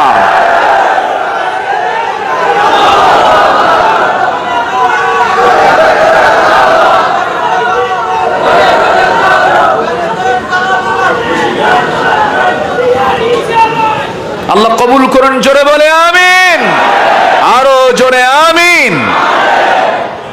সম্মানিত ভাইয়েরা, সম্মানিত বন্ধুগণ, ওরা চেয়েছিল আলেমদেরকে অপমান করতে। আলেমরা অপমানিত হয়নি, লাঞ্ছিত হয়নি, লাঞ্ছিত ওরাই হয়েছে। লজ্জায় মাথা নিচু হয়ে যায়। এই থামেন, চাচা পাগল হয়ে গেছে, একটু বসেন না, বসেন, আমার দিকে তাকান। সম্মানিত বন্ধুগণ, দেশের শীর্ষস্থানীয় ধনী, 1 নম্বর ধনী, তার কর্মকাণ্ড দেখুন। দাড়ি কাটছে, চুল কালো বানাইছে, ঠিক কিনা? দাড়িটা কি ছিল? কালো না সাদা? শুধু সাদা না, ধবধবে সাদা। সূরতে জিবরাইল, সিরাতে শয়তান, ঠিক কিনা? ধর্মকে আমরা ব্যবসা বানাইনি, ধর্মের ব্যবসা আমরা করি না। ধর্মের ব্যবসা তারাই করে যারা দাড়ি রাখে, সেই দাড়ি কাটে, সাদা চুল কালো বানায়, মাথায় পট্টি বাঁধে, সেই পট্টি খুলে আবার তিলক লাগায়। সম্মানিত ভাইরা, সম্মানিত বন্ধুগণ, পালানোর জন্য নৌকা ভাড়া করেছে। 2 জন বন্ধু উঠছে, সারা রাত নৌকায় বসে থাকছে, কিন্তু ঘাট পায় নাই, নৌকা ভিড়ে নাই, চান্স পায়নি। কোস্টগার্ড ধরে ফেলেছে, আইনমন্ত্রীকে ধরে নিয়ে চলে যাচ্ছে। আইনমন্ত্রীকে আমার একা ধরো কেন? কেন? আর কে আছে? কই যে দরবেশ বসে আছে, ঠিক কিনা? দরবেশের দিকে তাকায় দেখে না, মাথার চুল তো এরকম কালো না, আবার দাড়ি নাই, এটা আবার কোন দরবেশ? সে কি দরবেশ ছিল না দরবেশের ভান ধরেছিল? আবার আরেকজন সিলেটে যায়, কোন কোনো বিছনা পায় নাই, কলার পাতায় শুয়েছিল। ঠিক কিনা? সিলেটবাসীকে ধন্যবাদ, বিসি আউট করছে। কথা বোঝেন নাই? এটা আমার ভাষায় বললাম, আপনার এলাকায় কি কয় আল্লাহ জানে। আপনাদের ভাষা তো আমি বুঝি এখন, কিন্তু বলতে পারি না। বুঝি মানে গালি দিলে টের পাই। বুঝি আপনাদের ভাষাটা অনেক সুন্দর, মায়া আছে, বলি আলহামদুলিল্লাহ। চট্টগ্রামের মানুষ যারা, তারা চট্টগ্রামের ভাষায় কথা বলবে, এটা মায়ের ভাষা। মায়ের ভাষাকে সম্মান দেওয়ার দরকার আছে না নাই? চট্টগ্রামের ভাষায় আপনারা কথা বলবেন, এটা আপনাদের অর্জন। চট্টগ্রামবাসীর অর্জন হলো দুইটা, একটা মায়ের ভাষায় কথা বলে, আবার বইয়ের ভাষায় কথা বলে। সাধু ভাষাও জানে, মায়ের ভাষাও জানে, আলহামদুলিল্লাহ। এটা তো বোনাস। এটা কি বোনাস? কি সুন্দর ভাষা, ওরে বাপরে বাপ। এই যে আসতে নিয়ে আব্দুর রহমান হাশিমি আমার সফর সঙ্গে ছিল কক্সবাজার থেকে আসার সময়। হ্যাঁ, তো বললো যে মাহফিল, আমি বললাম মাহফিলের চিত্র কেমন, কে সামনে ওই প্রোটেকশন আছে। বললাম প্রোটেকশন মানে কি আর বলতে পারি? আমি বললাম টিয়ারা। কথা বোঝেন নাই? টিয়ারা। এরকম করে আমি আপনাদের এলাকার একটা আঞ্চলিক অভিধান আমি কালেক্ট করেছি, আমার লাইব্রেরিতে আছে।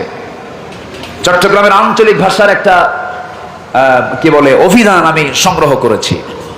আমি এটাকে স্টাডি করে দেখেছি যে প্রত্যেকটা শব্দেরই একটা স্থানীয় শব্দ এলাকার আছে। আলহামদুলিল্লাহ বলেন। এবং আরবি আছে অনেক আপনাদের ভাষার ভিতরে। ইন্দি বইয়ন আছে না নাই? ইন্দি মানে আমার নিকট, এটা আরবি। এই যে দেখতেছেন, এটার নাম পেয়ালা, এটা আপনার এলাকায় বলে কদ্দা। কদ্দা কয় না? কদহন মানে পেয়ালা, কদহন মানে কি? পেয়ালা। এরকম করে যদি আমরা খুঁজতে যাই, বহু আরবির অনুপ্রবেশ বাংলায় ঢুকেছে, চট্টগ্রামে ঢুকেছে। কারণ সমুদ্র বন্দর হলো চট্টগ্রাম, ইসলামও ঢুকেছে এই চট্টগ্রাম দিয়া। এই দেশের প্রথম মুসলমান হয়েছে কোন এলাকা? চট্টগ্রাম। বলি আলহামদুলিল্লাহ। এর দুই একটা আবু জেহেল আছে, দুই একটা আবু জেহেল আছে না নাই? তথ্যমন্ত্রী, এমন বদমাইশের বদমাইশ, এত বানায়া কথা বলে। এই চট্টগ্রামের বাসিন্দা সে, আলেমদের বিরুদ্ধে যে বিষোদ্গার গুলো করেছে, গজব নাজিল হয়েছে ওদের উপরে। আলেমদের দোয়া কখনো বৃথা যেতে পারে। আল্লামা সাঈদী, তিনি আল্লাহর ওলি ছিলেন, কোনো সন্দেহ আছে নাকি? ওনার 20 বছর আগের বক্তৃতা, 25 বছর আগের বক্তৃতা, গাছের গোড়ায় ঝাঁকি দেব, মামুবাড়ি দিল্লি গিয়ে পড়বা, পড়ে নাই? দিল্লি গেছে না অন্য কোথাও গেছে? আচ্ছা থামেন। এরপরে তিনি বলেছেন, এমন একটি সময় আসবে পালানোর জন্য একটি ইঁদুরের গর্ত খুঁজে পাবো না। খুঁজে পাইছে? কলার পাতা। কিসের পাতা? আল্লাহ, তুমি আল্লামার কবরটাকে জান্নাতের টুকরা বানায় দাও। জোরে বলে আমিন, আরো জোরে আমিন। ধৈর্যের পুরস্কার কে দেন? ধৈর্যের পুরস্কার কে দেন? আল্লামা সাঈদী ইচ্ছা করলে তিনি জেলখানা থেকে বের হতে পারতেন। ওনাকে সেই জাতীয় প্রস্তাব দেওয়া হয়েছিল, বলা হয়েছিল আপনি রাজনীতিকে না বলুন, আপনাকে মুক্ত করা হবে। তিনি বলেছেন, রাজনীতিকে না বলার শক্তি আমার নাই, কারণ আমি ঈমান হারা হয়ে মরতে চাই না।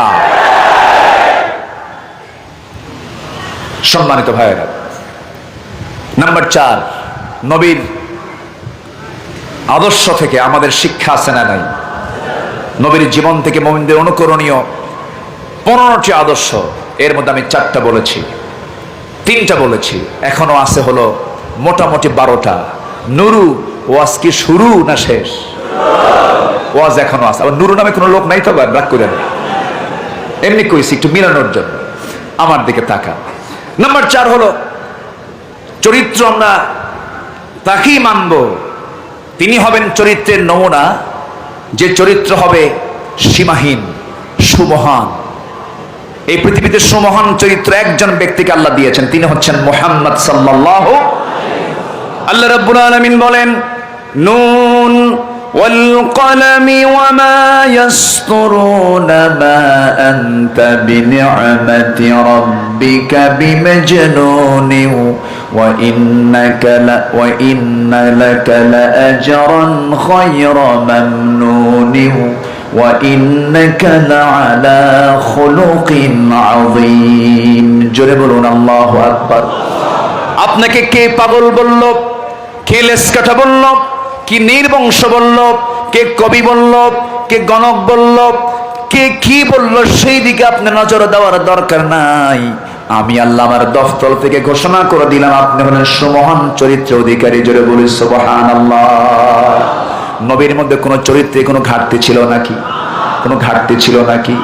বউয়ের কাছে যেতেন, স্বামী হয়ে যেতেন, সাহাবীদের মাঝে আসতেন, লিডার হয়ে যেতেন, শিশুর মাঝে যেতেন, শিশু প্রিয় হয়ে যেতেন, নাতির সামনে যখন বসতেন নানা হয়ে যেতেন, সন্তানদের সামনে দাঁড়াতেন, আদর্শ পিতা হয়ে যেতেন, প্রতিবেশীর পাশে দাঁড়াতেন, আদর্শ প্রতিবেশী হয়ে যেতেন, যুদ্ধের ময়দানে দাঁড়াতেন, লিডার হয়ে যেতেন, অস্ত্র হাতে নিতেন, সব বড় একজন যোদ্ধা হয়ে যেতেন, ইমামে দাঁড়িয়েছেন, শ্রেষ্ঠ ইমাম হয়ে যেতেন।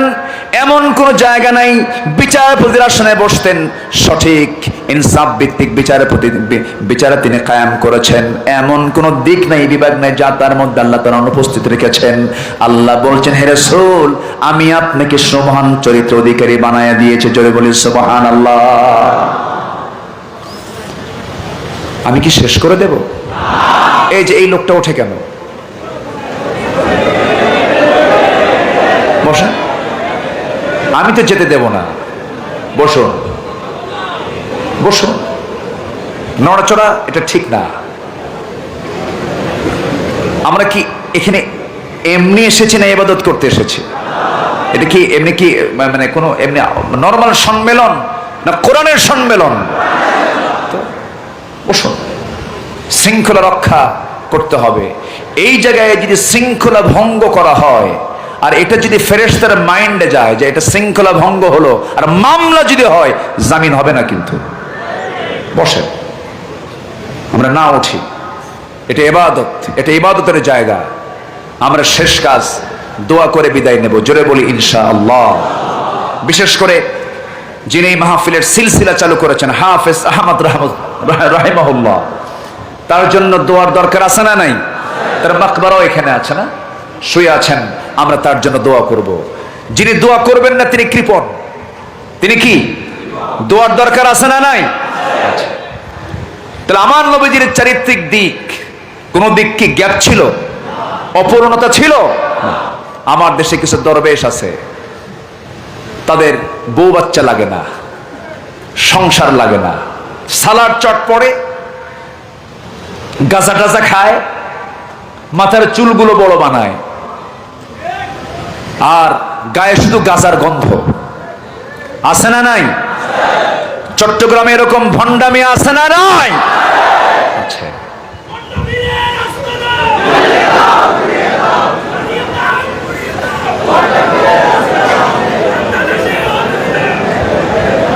আচ্ছা, আমার দিকে তাকান।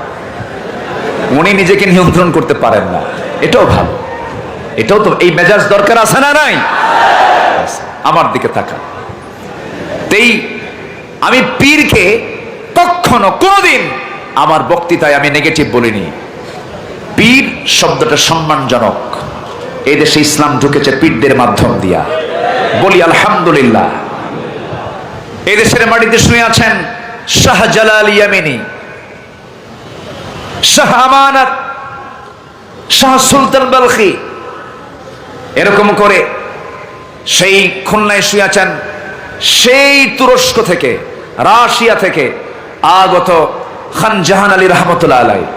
নিঃসন্দেহে তার আল্লাহর ওলি ছিলেন, কোনো সন্দেহ নাই। আমি পীরকে নিজেও মহাব্বত করি, কিন্তু আমার দেশে এই মুহূর্তে এখন মুরিদ বেশি না পীর বেশি? মুরিদ বেশি না পীর বেশি? পীরই বেশি, মুরিদ কই? আমার দেশে বিগত সময়ে আমার দেশে নেতা বেশি ছিল না কর্মী বেশি ছিল? নেতা বেশি, সব নেতা, কোনো কর্মী নাই। সম্মানিত বন্ধুগণ, পীর নামটা চালু করে কিছু ভণ্ড দরবার আমার দেশে আছে না নাই? আছে। ওদের বউ লাগে না, ওদের সন্তান লাগে না, দরবারে শীত হয়ে পড়ে থাকে সালার শর্ট গায়ে দিয়া, আছে না নাই? কিছু পাগল গিয়ে বলে বাবা ওর বাড়িতে আর বাপ টাপ নাই, আরেকজনের বাপকে সে বাপ বলে ডাকতেছে। বাবা আমার তো বাচ্চা হয় না, বিয়ের বয়স 19 বছর, বাচ্চা কাচ্চা কি হবে আমার? বাবা কিছুই কয় না। বাবা সালার চট পড়ে আছে, মোষ দিয়া তো ঠোঁট ঢেকে আছে, হাসে না কান্দে আল্লাহ জানে, কিচ্ছু বোঝা যায় না। সামনের দিকে হাঁটতেছে, সালার চট গায়ে দিয়া পায়ে দিয়া হাঁটতেছে, বারবার বলতেছে বাবা বাচ্চা কি আমারে দিবা? হাঁটতে হাঁটতেই দেখে বাবা নিচ দিয়া পানি গড়ে গড়ে পড়তেছে, মানে পেশাব করতেছে। এখন এই দৃশ্য দেখে এই পাগলগুলো বলতেছে এই তো বাবার রহমতের পানি ধরা শুরু হয়েছে। জোরে বলেন নাউজুবিল্লাহ। এরকম মূর্খ আমার দেশে কিছু আছে না নাই? একটা বিষয় মাথায় রাখবেন, একজন মস্তিষ্ক বিকৃত, বেনামাজি, চরিত্রহীন, অসামাজিক, ব্যক্তিত্বহীন পাগল কখনো আল্লাহর ওলি হতে পারে? কথা ক্লিয়ার? কথা ক্লিয়ার? আমার নবীজির মাথার চুল ছিল অগোছালো না গোছালো? আমার নবীজির দাড়ি ছিল অগোছালো না গোছালো? নবীজির পোশাক ছিল অপরিচ্ছন্ন না পরিচ্ছন্ন? আমার নবীজির শরীরের সঙ্গে শুধু পরশ লাগা মাত্রই যে নবীর সামনে দাঁড়িয়েছে শুধু হাত বুলায়া দিতেন, গোটা শরীর তার সুগন্ধে ভরপুর হয়ে যেত। আমার নবীজি এত পরিমাণ সুগন্ধে শরীরে লাগাতেন, হাতের তালুতে আতর ঢালতেন, এরকম করে গোটা গায়ে লাগায়া দিতেন। মাথায় এত পরিমাণ তেল দিতেন যে তেলগুলো চুয়ে চুয়ে দাড়ির দিকে নেমে পড়তো, এত পরিমাণ তেল আমার রাসূল মাথায় দিতেন। আমার নবীজির মাথার চুলগুলোকে সাহাবে কেরাম কখনো এলোমেলো পায় নাই। রাসূল ছিলেন একজন পরিপাটি, পরিচ্ছন্ন, সাজানো গোছানো একটা জীবনের নাম। আল্লাহু আকবার বলেন। কিন্তু এই পাগলগুলো ইসলামকে পাগল প্রমাণ করার জন্য এই সমস্ত ভণ্ডামিগুলো সমাজে চালু রেখেছে, ঠিক কিনা? আমার নবীজি কি বিবাহিত না অবিবাহিত? বিবাহিত। তিনি একজন বিবাহিত মানুষ ছিলেন, সন্তান ছিল, বউ ছিল, একটা না একাধিক? একাধিক বউ ছিল। একাধিক বউ কিন্তু ম্যানেজমেন্ট কিন্তু সহজ না, খুব জটিল ব্যাপার। কারণ মেয়েরা সোজা হাড়ের না বাঁকা হাড়ের? আজ থেকে সোজা হাড়ের না বাঁকা হাড়ের? দারুণ বাঁকা। ওরা যদি একবার বাঁকা হয় কিয়ামত হয়ে যাবে, সোজা হবে না। এক্ষেত্রে ধৈর্যের পরিচয় বেশি দিতে হবে পুরুষের না নারীর? দেখ এখন ঠিক হয়েছে, আপনাদের উত্তরটা ঠিক মতো পাচ্ছি। সম্মানিত ভাইয়েরা, আমার নবীজির সামনে এক স্ত্রী এসে বলছেন হুজুর আমরা এই যে 4 জন, আমাদের এই 4 জনের মধ্যে গন্ডগোল লাগছে, আপনি কারে সবচেয়ে বেশি ভালোবাসেন আপনাকে আজকে বলতে হবে। সবাই দাবি করছে আমাকে বেশি ভালোবাসে, আমাকে বেশি ভালোবাসে। আপনার মুখ থেকে আমরা শুনতে চাই, এই যে 4 জন দাঁড়াইছি এক্ষুনি বলেন আপনি কাকে সবচেয়ে বেশি ভালোবাসেন, আপনি 1 নম্বরে কাকে স্থান দিয়েছেন? আমার নবীজি মুস্কি হাসি মেরে বললেন উত্তর তো এখন দেওয়া যাবে না, উত্তর দেব কালকে সকালে, যাও। পাঠায় দিছেন। সন্ধ্যা হওয়া মাত্র অন্ধকারে, সন্ধ্যার অন্ধকারে আমার রাসূল প্রথমে ঢুকলেন আম্মা জান আয়েশার ঘরে। নবীজি ঢুকে 2টা খেজুর দিলেন, 2টা খেজুর দিয়ে বলছেন আমার স্ত্রী আয়েশা আমি তোমাকে দারুণ মোহাব্বত করি, আমি তোমাকে এই 2টা খেজুর যে দিয়ে গেলাম এই কথা যেন অন্য স্ত্রীর কোনো কানে না যায়। দ্বিতীয় স্ত্রী ঘরে গিয়ে একই ভাষায় তিনি বললেন আমার স্ত্রী আমি তোমাকে দারুণ ভালোবাসি, 2টা খেজুর তোমাকে দিয়ে গেলাম এই কথা যেন অন্য কোনো স্ত্রী কানে না যায়। 4 স্ত্রী ঘরে 2টা করে খেজুর দিলেন, একই কথা বক্তব্য দিয়ে চলে আসলেন। পরের দিন সকালবেলা বুক ভরা আশা নিয়া 4 জন একসঙ্গে নবীর সামনে এসে দাঁড়িয়ে বলছে হুজুর সত্যি করে বলেন তো আজকে আপনি কাকে সবচেয়ে বেশি ভালোবাসেন? আমার নবীজি মুস্কি হাসি মেরে বললেন শোনো গত রাতে আমি যার কাছে গিয়ে 2টা খেজুর লুকায় দিয়ে আসছি আমি তারই বেশি ভালোবাসি। যা জোরে বলি সুবহানাল্লাহ। কি ম্যানেজ, কি কন্ট্রোল তার ভিতরে ছিল। আমার বন্ধুগণ, কোন স্ত্রী যদি কোন স্ত্রীর ব্যাপারে কোন বাজে কথা বলতে রাসূল ধরে ফেলতেন। একটা সহিহ বর্ণনায় পাওয়া যায়, সাফিয়া রাদিয়াল্লাহু আনহার ব্যাপারে আম্মা জান আয়েশা বললেন, সে তো খাটো, সে তো খর্বাকৃতির। আমার নবীজি বললেন, তুমি যে কথাটা আমার সামনে বললে, শুধু বললে খাটো, এই খাটো শব্দটা যদি সমুদ্রের দরিয়ায় যদি ছেড়ে দেওয়া হতো, লামাজাজাতুহু, দরিয়ার সমস্ত পানি দুর্গন্ধে ভরপুর হয়ে যেত, দুর্গন্ধ হয়ে যেত। খবরদার কোনো মানুষকে নিয়ে বাজে কোনো কথা বলবা না, নেগেটিভ কোনো মন্তব্য করবা না। আমার নবীজি দোয়া করছেন আম্মাজান খাদিজার ব্যাপারে। পিছন থেকে আম্মাজান আয়েশা বলছেন, ইয়া রাসূলুল্লাহ, যে বুড়ি মারা গেছে ওই বুড়ির জন্য এখনো কান্না লাগে নাকি? রাসূল বলছেন, আয়েশা তুমি কার ব্যাপারে কথা বলো? যে আমার খাদিজাকে কষ্ট দেয় সে আমাকে কষ্ট দেয়, যে আমাকে কষ্ট দেয় সে আল্লাহকে কষ্ট দেয়। আমার নবীজি স্ট্রেট ফরওয়ার্ড ছিলেন। আমার নবীজি সমতা রক্ষা করেছেন। ছোট্ট ছোট্ট বাচ্চাদেরকে যখন কাছে পেতেন, শিশুরা খেলাধুলা বন্ধ করে দিত, নবীর সামনে বসে যেত, নবীর চেহারার দিকে তাকায় তারা আনন্দ পেত। নবীজির চেহারার মধ্যে বিবর্ণ ভাব ছিল না, হাস্যোজ্জ্বল ভাব ছিল। তিনি হাসি খুশি হয়ে কথা বলতেন। নানা কাকে বলে রাসূল তার বাস্তব দৃষ্টান্ত তিনি দিয়েছেন। আমার নবীজির দুটা নাতি ছিল, হাসান হোসাইন। হাসান হোসাইন দুই কলিজার টুকরা, আমার রাসূলের দেহের টুকরা। খুব ভালোবাসতেন এই দুজনকে।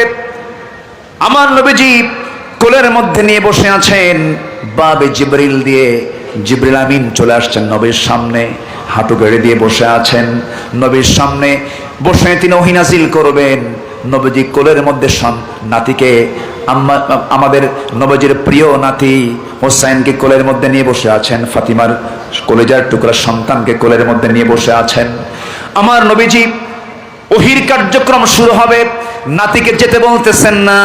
এত গুরুত্বপূর্ণ ডিপার্টমেন্ট শুরু হয়ে যাচ্ছে, তিনি যেতে বলতেছেন না।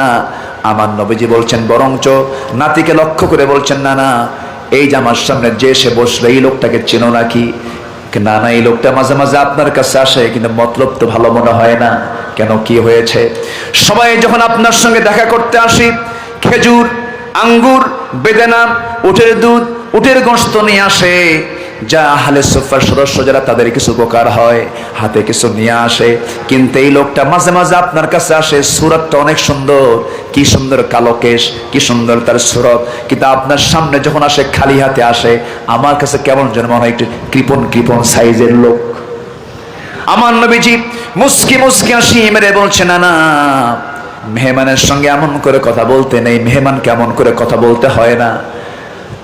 আমার বন্ধুগণ, সিরাত গ্রন্থে এসেছে, সঙ্গে সঙ্গে আল্লাহ বলছেন, জিবরাইল পকেটের মধ্যে হাত দিয়ে দেখো, তোমার পকেটের মধ্যে আঙ্গুরের ছড়া আছে, আঙ্গুরের ছড়াটা বের করে ফেলো। আঙ্গুরের ছড়াটা বের করলেন, নবীর সামনে ঝুলায় রাখলেন। রাসূল তো টের পেলেন, এটা দুনিয়ার কোনো বাগানের খেজুর আঙ্গুর নয়, এটা জান্নাতের বাগানের আঙ্গুর। আমার নবীজি এই আঙ্গুরটা দেখিয়ে বলছেন, না না, কে বলেছে কৃপণ লোক, তোমার জন্য তো কি সুন্দর টসটস আঙ্গুর নিয়ে এসেছে। এবার হোসেন বলছে, না না, এতক্ষণ ভাবছিলাম সাধারণ কৃপণ, এখন দেখি মারাত্মক কৃপণ। কেন? পকেট আঙ্গুর থুই আঙ্গুর বের করে না। জোরে কেন সুবহানাল্লাহ, জোরে বলি সুবহানাল্লাহ। আম্মা জান আয়েশা মাঝে মাঝে বলতেন, রাসূল হোসেনকে এত সময় দিয়েছেন, মাঝে মাঝে মনে হতো আমার চাইতে রাসূল হোসেনকে বেশি সময় দিয়েছেন। আল্লাহু আকবার বলেন। কিছু কিছু নানা আছে, নাতি দেখলে লাঠি তোলে, আছে না নাই? নাতিও মনে মনে দোয়া করে, বুড়া মরবি কোন দিন, কুলখানি খাবো। আমার নবীজির সিরাত শেষ হবে না। কি ছিলেন না তিনি? তিনি ছিলেন অনুপম চরিত্র আধার মুহাম্মদ সাল্লাল্লাহু আলাইহি ওয়াসাল্লাম। সম্মানিত ভাইয়েরা, নাম্বার 5, পরিবারের প্রতি তার দায়িত্বশীলতা ছিল। আমার নবীজি পরিবারের ব্যাপারে অচেতন ছিলেন না সচেতন ছিলেন? নিজের মেয়ে ফাতিমার গলার আওয়াজ রাস্তা থেকে শুনতে পেলেন, অপ্রয়োজনীয় আওয়াজ শুনতে পেলেন, রাসূল দৌড়ে চলে আসলেন, এসে বলছেন, ফাতিমা, তোমার কণ্ঠের আওয়াজ আমার কান পর্যন্ত পৌঁছেছে রাস্তায়, এটা অপ্রয়োজনীয় কথা, এটা তোমার চরম অপরাধ হয়েছে। পরপুরুষের কানে পর্দাশীলা নারীর কণ্ঠের আওয়াজ যাওয়া ঠিক নয়। আমার নবীজির পিছনে আম্মা জান আয়েশা দাঁড়ানো, একজন অন্ধ সাহাবী আসতেছে। আমার নবীজি বলছেন, আয়েশা ভিতরে চলে যাও। আম্মা জান আয়েশা বলছেন, হুজুর যে আসে ও তো কানা, ও তো চোখই দেখে না, তো আমার ভিতরে যাওয়ার কি দরকার? রাসূল বলেন, তুমি কি কানা? তুমি কি অন্ধ? যাও ভিতরে। পাঠায় দিয়েছে। অচেতন না সচেতন? অচেতন না সচেতন? আর এখনকার স্বামীরা বইয়ের ব্যাপারে এমন সচেতন, R15 লেটেস্ট ভার্সন। যুবকরা কিন্তু সব বুঝতেছে। R15 এর প্যাসেঞ্জার সিটটা আর ড্রাইভিং সিটটা, নিচু সিট হচ্ছে প্যাসেঞ্জারের না ড্রাইভারের? ড্রাইভারের। ড্রাইভিং সিটটা হলো নিচু মানে নিচতলা, আর প্যাসেঞ্জার সিটটা হলো দোতলা। তো দোতলার সিটে বউ বসে আর নিচতলায় স্বামী বসে। নিচতলার সিটে বসে বউটাকে দোতলায় চলায় দিয়া গোটা সিটাগাং ঘুরে আর বলে, দেখো আমার বউটা দেখো। আছে না নাই? আসতে বলবেন না, আছে না নাই? এক টান মেরে কলাতলি। আর কি আছে মো? সুগন্ধা। দেখছেন, সব তো জানেনি আপনারা, দেখতেছি। আচ্ছা, একেবারে হিমছড়ি দিয়া টেকনাফ দিয়া ঘুরে টুরে চলে আসলো। সন্ধ্যার সময় বিচের সামনে রঙিন সূর্য যখন হলদেটে আকার ধারণ করেছে, হলুদ বর্ণ, একদম গধূলি বেলায় সূর্য ডুবু ডুবু ভাব, সেই সময় এসে বউটাকে আস্তে করে নামায় দিয়া বলে, বউ একটু পোজ দাও। একটু কি দাও? তোমার ছবি তুলবো, পোজ দিতে হবে। বউটার মাথা থেকে আপদ মস্তক, মাথার চুল সাজানো, কপাল সাজানো, তারপরে চোখ সাজানো, ঠোঁট সাজানো, গালটা প্লাস্টার করা। গালটা কি সিমেন্ট দিয়ে কি করা? প্লাস্টার করা। সাজায় সোজায় দিয়া ছবি একখান তুলে সেই ছবি ফেসবুকে আপলোড দিয়া পোস্ট করে ওখানে আর্টিকেল লেখে, প্রিয় বন্ধুরা আসুন আমার বউটাকে এই ম্যারেজ ডেতে সবাই মিলে জামাতের সাথে দেখি। কিসের সাথে দেখি? জামাতের সাথে। বউ কি পার্সোনাল না পাবলিক? বউ কি পার্সোনাল না পাবলিক? পার্সোনাল, কিন্তু সে কি করে দিল? পাবলিক করে দিল। ও কি, ওর কি হায়া আছে না হায়া নাই? ও কি হায়াওয়ালা না বেহায়া? বেহায়া। এটা কি পরিবারের প্রতি যত্ন না অযত্ন? যত্ন না অযত্ন? অযত্ন। আমরা পরিবারের প্রতি যত্নশীল হব, জোরে বলি ইনশাআল্লাহ। মনে হয় শেষ করে দিলে ভালো হয়। শেষ করে দিই? হ্যাঁ হ্যাঁ, টাইম চলে গেছে। জি, আমরা আসুন দোয়া করে দিই। আলোচনা চালাবো, আলোচনা চলো। হুজুর মরুক, হুজুরও বাঁচার দরকার আছে। আপনি শুধু শুনছেন আর আমি বলছি, এটাও খেয়াল করতে হবে। সম্মানিত ভাইয়েরা, আমি আশ্চর্য হয়ে গেছে। ঢাকার আকাশ বৃষ্টি। আমি বারবার প্রিন্সিপাল মহোদয়কে বলছিলাম, মাহফিল কি হবে? গতকাল মাহফিল হয়েছে ইনডোরে, মসজিদে হয়েছে মাহফিল, আমি বাইরে মাহফিল করতে পারিনি। উনি বলতেছেন বৃষ্টি যদি হয়েও যায় আমাদের এখানে পর্যাপ্ত সে ব্যবস্থা নেওয়া আছে। এসে দেখি না, শুধু পর্যাপ্ত না, মহাপর্যাপ্ত ব্যবস্থা আছে। বলি আলহামদুলিল্লাহ। এই মাহফিল প্রতিষ্ঠিত মাহফিল। এই মাহফিল নিয়ে বহু ষড়যন্ত্র করা হয়েছে। দালাল আলেমদেরকে এখানে দাওয়াত দিয়েছে বিগত বছরগুলোতে, ঠিক কিনা? জোরপূর্বক দাওয়াত দেওয়া হয়েছে তাদেরকে। জনগণ চায় নাই, এমন ব্যক্তিকে দাওয়াত দেওয়া হয়েছে, ঠিক কিনা? সম্মানিত ভাইয়েরা, আল্লাহ তুমি সবাইকে বোঝার তৌফিক দাও, জোরে বলি আমিন। আল্লাহ রাব্বুল আলামিন পরিবারের ব্যাপারে যত্নশীল হওয়ার ব্যাপারে বলেছেন, ইয়া আইয়ুহাল্লাযীনা আমানু কু আনফুসাকুম ওয়া আহলিকুম নারা। সূরা তাহরিম 6 নম্বর আয়াত। নাম্বার 6 হলো আমানতদারিতা। ন্যায় পরায়ণ, ন্যায় বিচারের দিক থেকে আমরা শিক্ষা নিয়ে নেব। রাসূল আমানতদারিতায় তিনি 1 নম্বর ছিলেন, ন্যায় বিচারে তিনি 1 নম্বর ছিলেন। ইন্নাল্লাহা ইয়া'মুরুকুম আন তু'আদ্দুল আমানাতি ইলা আহলিহা ওয়া ইযা হাকামতুম বাইনান নাসি আন তাহকুমু বিল আদল ইন্নাল্লাহা নি'ম্মা ইয়া'iযুকুম বিহি। জোরে বলুন আল্লাহু আকবার। নাম্বার 7, এতিম নিকটাত্মীয় প্রতিবেশীদের সাথে সদাচরণ করা। ওয়া'বুদুল্লাহা ওয়া লা তুশরিকু বিহি শাইআন ওয়া বিল ওয়ালিদাইনি ইহসানাও ওয়া বিযিল কুরবা ওয়াল ইয়াতামা ওয়াল মাসাকিনি ওয়াল জারি যিল কুরবা। জোরে বলুন আল্লাহু আকবার। আল্লাহর বিধানের প্রতি নাম্বার 8, আল্লাহর বিধানের প্রতি শর্তহীন আনুগত্য করা। ওয়ামা কানা লিমুমিনিন ওয়ালা মুমিনাতিন ইযা কাদাল্লাহু ওয়া রাসূলুহু আমরান আন ইয়াকুনা লাহুমুল খিয়ারাতু মিন আমরিহিম ওয়া মান ইয়াসিল্লাহা ওয়া রাসূলাহু ফাকাদ যাল্লা যালালাম মুবিনা। জোরে বলুন আল্লাহু আকবার।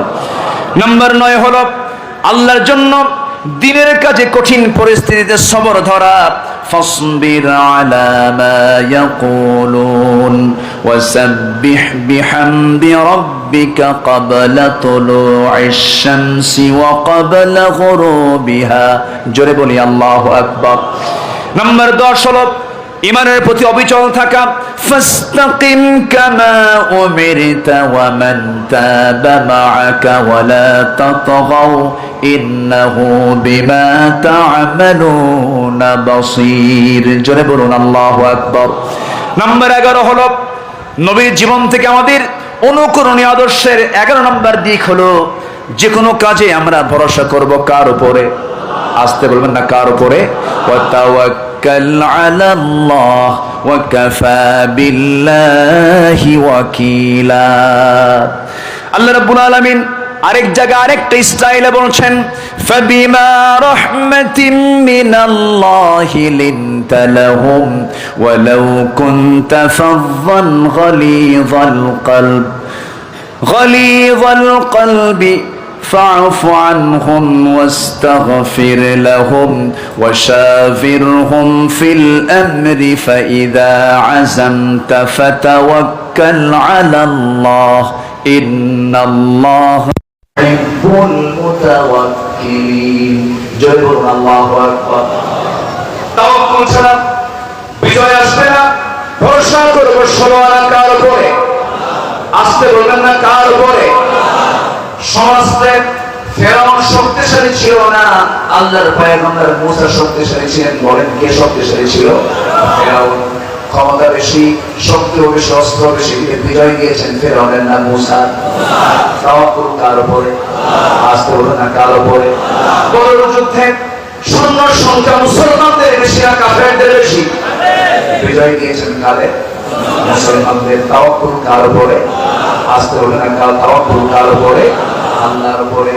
আমার বন্ধুগণ, আমার ভাইয়েরা, আগুনের কাজ হলো পুড়িয়ে সারখার করে দেওয়া, কিন্তু তাওয়াক্কুলের কারণে আল্লাহ তাআলা আগুনটা জান্নাতের টুকরা বানিয়েছেন আমার জাতির পিতার জন্য। আমার আপনার জাতির পিতাকে বলেন আরো জোরে, আরো জোরে, আরো জোরে। ভুল হবে? আসতে পারে ভুল হবে না। আর কেউ বলতে যাবো অন্য কারো না। আমার আপনার জাতির পিতাকে, জাতির পিতা জোর করে বানানো যায়। জাতির পিতা হতে হলে পরীক্ষা দিয়ে পাস করতে হবে।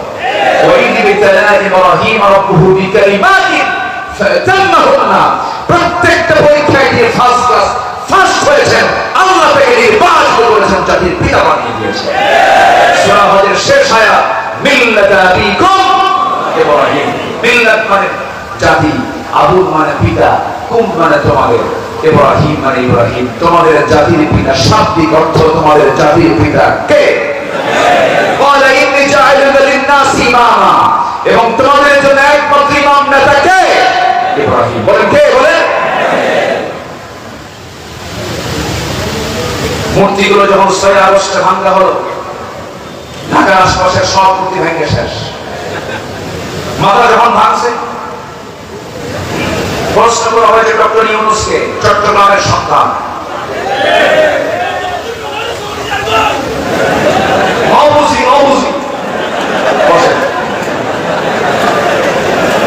আমার দিকে তাকা, আমার দিকে তাকা। যখন মূর্তির মাথা যখন ভেঙে ফেলা হচ্ছে, ডক্টর ইউনূসকে প্রশ্ন করা হলো এই ব্যাপারে আপনার মন্তব্য কি, এগুলো কেন করা হচ্ছে? তিনি বললেন এই প্রশ্ন আমাকে করেন কেন, তার মেয়েকে প্রশ্ন করেন। আমরা সম্মান দিতে জানি, আমরা আদম সন্তানকে সম্মান দিতে জানি। আল্লাহ তাআলা আদম সন্তানকে সম্মান দিতে অর্ডার করেছেন, ওয়ালাকাদ কাররামনা বানি আদম। আমরা অপমান করতে জানি না। ইসলাম শিখিয়েছে প্রতিশোধ নিতে নয়, ইসলাম শিখিয়েছে ক্ষমা করতে। আমরা ক্ষমা করতে জানি, আমরা ক্ষমা করি, ঠিক কিনা? ওরা যে প্রতিশোধ নিয়েছিল তার 1% যদি আলেম ওলামা যদি ইঙ্গিত দিত, সরকার হয়ে যেত সব। ওয়াল কাযিমিনাল গায়জ ওয়াল আফিনা আনিন নাস আল্লাহু ইউহিব্বুল মুহসিনিন আল্লাহুম্মা ইন্নাকা আফুউফুন কারীম তুহিব্বুল আফওয়া ফাআফু আন্না। আল্লাহু আকবার। তবে হ্যাঁ, ক্ষমা হবে না একটা গোষ্ঠী। আমার রাসূল মক্কা বিজয় যেদিন করলেন সবাইকে মাফ করলেন, বরঞ্চ ওই মক্কায় ঢুকে যখন তিনি বিজয়ের পতাকা নিয়ে দাঁড়ালেন, সব থরথর করে কাঁপতেছে আর মক্কা ছাড়তেছে। এক বুড়ি মহিলা, সেও মক্কা শহর ছাড়তেছে। আমার নবী মক্কার মধ্যে ঢুকে হেরে গেলেন খেদমতের জন্য, সুবহানাল্লাহ বলে। বুড়ি রাসূল দেখলেন বুড়ি, তার মাথার ভিতরে এত বড় বোঝা, আর বুড়ির গায়ে যে ওজনটা আছে ওজন হলো ওই টোপলা। দেখে বললেন মা এদিকে দেন, আমারে দেন। কোথায় যাবেন? গন্তব্যে পৌঁছায় দিলেন। এবারে বলছেন আপনি এখানে আসলেন কেন? বাবা জানো মুহাম্মদ আসতেছে, শেষ করে ফেলবো, তার সাথে করে। রাসূল বলেন তাই? হ্যাঁ। আপনি কি তাকে চিনেন? না তো বাবা, কি যে করবে আল্লাহই জানে। এবার রাসূল বলছেন আমি আপনার গন্তব্যে পৌঁছায় দিলাম, আমি এখন চলে যাচ্ছি। কেন? চলে যেতে দেবো না তো। তোমাকে কি সন্দেহ লাগতেছে? তুমি কে বলো তো? যার ভয়ে এখানে আসছেন, সেই ভয়ে বলো কি হলো মুহাম্মদ সাল্লাল্লাহু আলাইহি ওয়াসাল্লাম। যদি চোখে পানি আর বলে আমার কালিমা পড়ায় দিবা না? যেরকম সুবহানাল্লাহ। ইসলাম বিজয় হয়েছে উত্তম ব্যবহারের মধ্য দিয়া। আমরা ক্ষমা করতে জানি, আমরা ক্ষমা করি। রাসূল সেদিন বলেছেন সবাইকে ক্ষমা করা হবে। 17 জনের তালিকা তিনি প্রকাশ করলেন, 17 জনের কোনো ক্ষমা। আমার দেশে এরকম চিহ্নিত কিছু অপরাধী আছে না নাই? আসতে বললেন না, আছে না নাই? এক নম্বর হলো যারা সাথে রাসূল, রাসূলকে যারা গালি দিয়েছে, এই সিরাতুন নবীর মাহফিল থেকে স্পষ্ট ভাষায় জানিয়ে দিতে চাই, প্রকাশ্যে দিওয়ানাকে ধরে ওদেরকে দুনিয়া থেকে বিদায় করে দিয়ে রক্ত মাংস হাড় হাড্ডি কুত্তা বিলাই দিয়ে খাওয়ানো দরকার। রাজি আছেন কারা কারা? হাত উঁচু করে।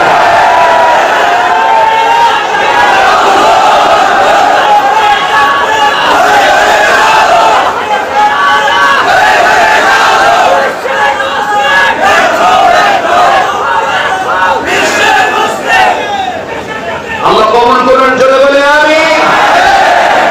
নবীকে লক্ষ্য করে অনেক গালি দেওয়া হয়েছে, এমন কোরআন গাল এখনো আছে না নয়? 3টা অপরাধের শাস্তি ইসলাম দিয়েছে, বেঁচে থাকার অধিকার নাই। এর মধ্যে 1 নম্বর হলো কতলুন নাফস। যদি কেউ কাউকে হত্যা করে, কুতিবা আলাইকুমুল কিসাস, আয়াত আছে না নয়? নাম্বার 2, যদি কেউ বিবাহিত হয়ে জেনার কাছে লিপ্ত হয়, ও রুগী, ও সমাজকে রুগী বানাবে, ওরা শেষ করে দাও। সিফিলিয়া, গনোরিয়া, সিফিলিস, গনোরিয়া, এইডস, এগুলো সমাজ থেকে বন্ধ করার জন্য এই বিবাহিত যে সমস্ত শাইখুজ জানি আছে, জেনাকারগুলো আছে, ওদের শাস্তি দেওয়ার দরকার আছে না নাই? সমাজ থেকে রোগ সরাইয়া দিবেন কে? আল্লাহ। আরেকটা হলো যারা দিন থেকে যারা বের হয়ে এসেছে, মুরতাদ যারা, আল্লাহ রাসূলকে নিয়ে যারা বাজে কথা বলে, তাদের পৃথিবীতে বেঁচে থাকার অধিকার নাই। সম্মানিত ভাই, অনেক কথা ছিল, সময় তো শেষ। মাহফিল 1 রাত না, কয় রাত? 19 রাত করবে, 1 মাস করতে পারবে। আলাইহা 19 নাকি নামে একটা সংখ্যা বের করেছে। কোরআন 19 সংখ্যার উপরে প্রতিষ্ঠিত। আলাইহা 19 অবশ্যই কোন একটা হেডপত্র আছে। 19টা দিন, 18 দিন হলো না, 20 দিন হলো না, কতদিন? ভালো, আল্লাহ 19 সংখ্যা বেজোড়, কিন্তু আল্লাহ বিতরণ, আল্লাহ বেজোড় বেজোড়কে ভালোবাসেন। আলহামদুলিল্লাহ বলেন। যারা এই ভালো কাজ শুরু করেছেন, ভালো পুরস্কার তাদেরকে আল্লাহ দান করুন। জোরে বলে আমিন। নাম্বার 12 হলো কাজে কর্মে একা সিদ্ধান্ত নেওয়া না, পরামর্শ করা। পরামর্শের নামে সূরা আছে না নাই? সেই সূরার নাম হলো সূরাতুশ শুরা, ওয়া আমরুহুম শুরা বাইনাহুম ওয়া শাবিরহুম ফিল আমর। আল্লাহু আকবার বলেন। আচ্ছা, নাম্বার 13 হলো বিনম্র স্বভাব এবং ক্ষমাশীলতা। আমাদের আচরণ হবে উগ্র না নম্র? উগ্র না ভদ্র? আমরা যখন রাস্তায় চলবো মেজাজ দেখায় না বিনয়ী হয়ে? وعباد الرحمن الذين يمشون على الأرض هونا وإذا خاطبهم الجاهلون قالوا سلاما। এত সুন্দর করে আপনারা আয়াতের পরে সুন্দর করে আমাকে শিখায়া দেন, এমন সুন্দর শ্রোতা এই দেশে সব জায়গায় নাই, যা চট্টগ্রামে পাওয়া যায়। বলি আলহামদুলিল্লাহ। কুড়িগ্রাম নাম শুনছেন? কুড়িগ্রাম 1000 গ্রাম না, কিন্তু 200 গ্রামও না, মাত্র 20 গ্রাম কুড়িগ্রাম। তো সেই কুড়িগ্রামে আজ থেকে এক যুগ 12-13 বছর আগের কথা। তো আমি আয়াতের রেফারেন্স টেনে টেনে মাঝে মাঝে আয়াত বলি, অর্থ বলি, আয়াত বলি, অর্থ বলি। এটাই তো বরকত। মাহফিলের বরকত তো এই জায়গায়, যত আয়াত হবে তত বরকত বৃদ্ধি পাবে। আল্লামা সাঈদীর আলোচনার 1 নম্বর আকর্ষণ ছিল যে কথাই তিনি বলেছেন আয়াত দিয়ে কথা বলেছেন। আলহামদুলিল্লাহ বলেন। এই জন্য তিনি কখনো হারিয়ে যাবেন না, কারণ তার জীবনের সঙ্গে আল্লাহর আয়াতের সম্পর্ক ছিল। আলহামদুলিল্লাহ বলেন। তো আমি কুড়িগ্রামে এক মাহফিলে আয়াত বলতেছি, অনুবাদ বলছি। এক বুড়ো চাচার সামনে দাঁড়ায় বলে, হুজুর আপনি কি বাংলা পারেন না? আমি পড়ে গেছি আরেক মুসিবত। এরকম শ্রোতাও কিন্তু আমার দেশে কিছু আছে, নাই যে তা না। আবার এমন বক্তাও আছে 2-2.5 ঘন্টা বক্তৃতা করে, নিজেও কান্দে, শ্রোতাও কান্দে, একটা আয়াতও নাই, হাদিসও নাই। আছে না নাই? শেষে বলা হয় শ্রোতাকে, ও শুনলেন কি? কানলাম তো ঠিকই, বুঝলাম না কিছুই। আছে না নাই? সাবজেক্ট নাই, উদ্দেশ্য নাই, আলোচ্য বিষয় নাই, কোনো লক্ষ্য নাই, খালি কান্দে। খালি কি করে? কান্দে। আমার দেশে কিছু গান প্রেমিক যুবক আছে, গানের ভাষা বোঝে না, কিন্তু খালি তাল মারে। আছে না নাই? বলেন তো আছে না নাই? খালি ঝাঁকি মারে, কিন্তু অর্থ বোঝে না। আচ্ছা তুমি এত গান শোনা, বোঝো কিছু? বুঝি না, কিন্তু ঝাঁকি আসে। ঝাঁকি কি আসে? ঝাঁকি আসে। ঝাঁকি তো না, শয়তান ঢোকে, শয়তান সওয়ার হয় ওর উপরে। আল্লাহ অশ্লীল গান বাজনা থেকে যুবকদেরকে হেফাজত করুন। জোরে বলি আমিন। মোবাইলের ব্যাপারে সংযত হওয়ার দরকার আছে না নাই? নিয়ন্ত্রণের দরকার আছে না নাই? মোবাইল ব্যবহারে অবশ্যই সেখানে তাকওয়ার নীতি অবলম্বন করার দরকার আছে না নাই? যুবকরা এটা মাথায় রাখবে। আল্লাহ কবুল করুন। জোরে বলি আমিন। নাম্বার 14, কুফুরের প্রতি আমরা নরম হব না কঠোর হব? নরম না কঠোর? আমার রাসূল ছিলেন এই ব্যাপারে কঠোর। আশিদ্দাউ আলাল কুফফার রুহামাউ বাইনাহুম। অনেক সময় লাগতো, সময় তো নাই। নাম্বার 15, মুমিনের প্রতি আমরা হব রহমদিল। পরস্পরের প্রতি আমরা হব রুহামাউ বাইনাহুম। খুব দয়া পরবশ দেখাবো, কষ্টের পাশে দাঁড়িয়ে যাব, যে কোনো বিপদে মুসিবতে মুসলিম ব্যক্তির পাশে দাঁড়াবো, অসহায় ব্যক্তির পাশে দাঁড়াবো। এই সুন্নাহগুলো আমরা পেয়েছি একজন ব্যক্তির জীবনে, যে ব্যক্তিকে আল্লাহ তাআলা বাছাই করে বলে দিয়েছেন, লাকাদ কানা লাকুম ফি রাসূলিল্লাহি উসওয়াতুন হাসানা লিমান কানা ইয়ারজুল্লাহ ওয়াল ইয়াউমাল আখির ওয়া যাকারাল্লাহা কাসীরা। আল্লাহু আকবার বলেন। আমার আপনার জন্য উত্তম আদর্শের বাস্তব নমুনা একজন পৃথিবীতে, রাসূল আকরাম, নবী মুকাররম, রাহমাতুল আলাম জনাবে মুহাম্মদুর রাসূলুল্লাহ। আল্লাহ তাআলা সেই সুন্নাহর আলোকে জীবন গড়ার তৌফিক সবাইকে দান করুন। জোরে বলি আল্লাহুম্মা আমিন।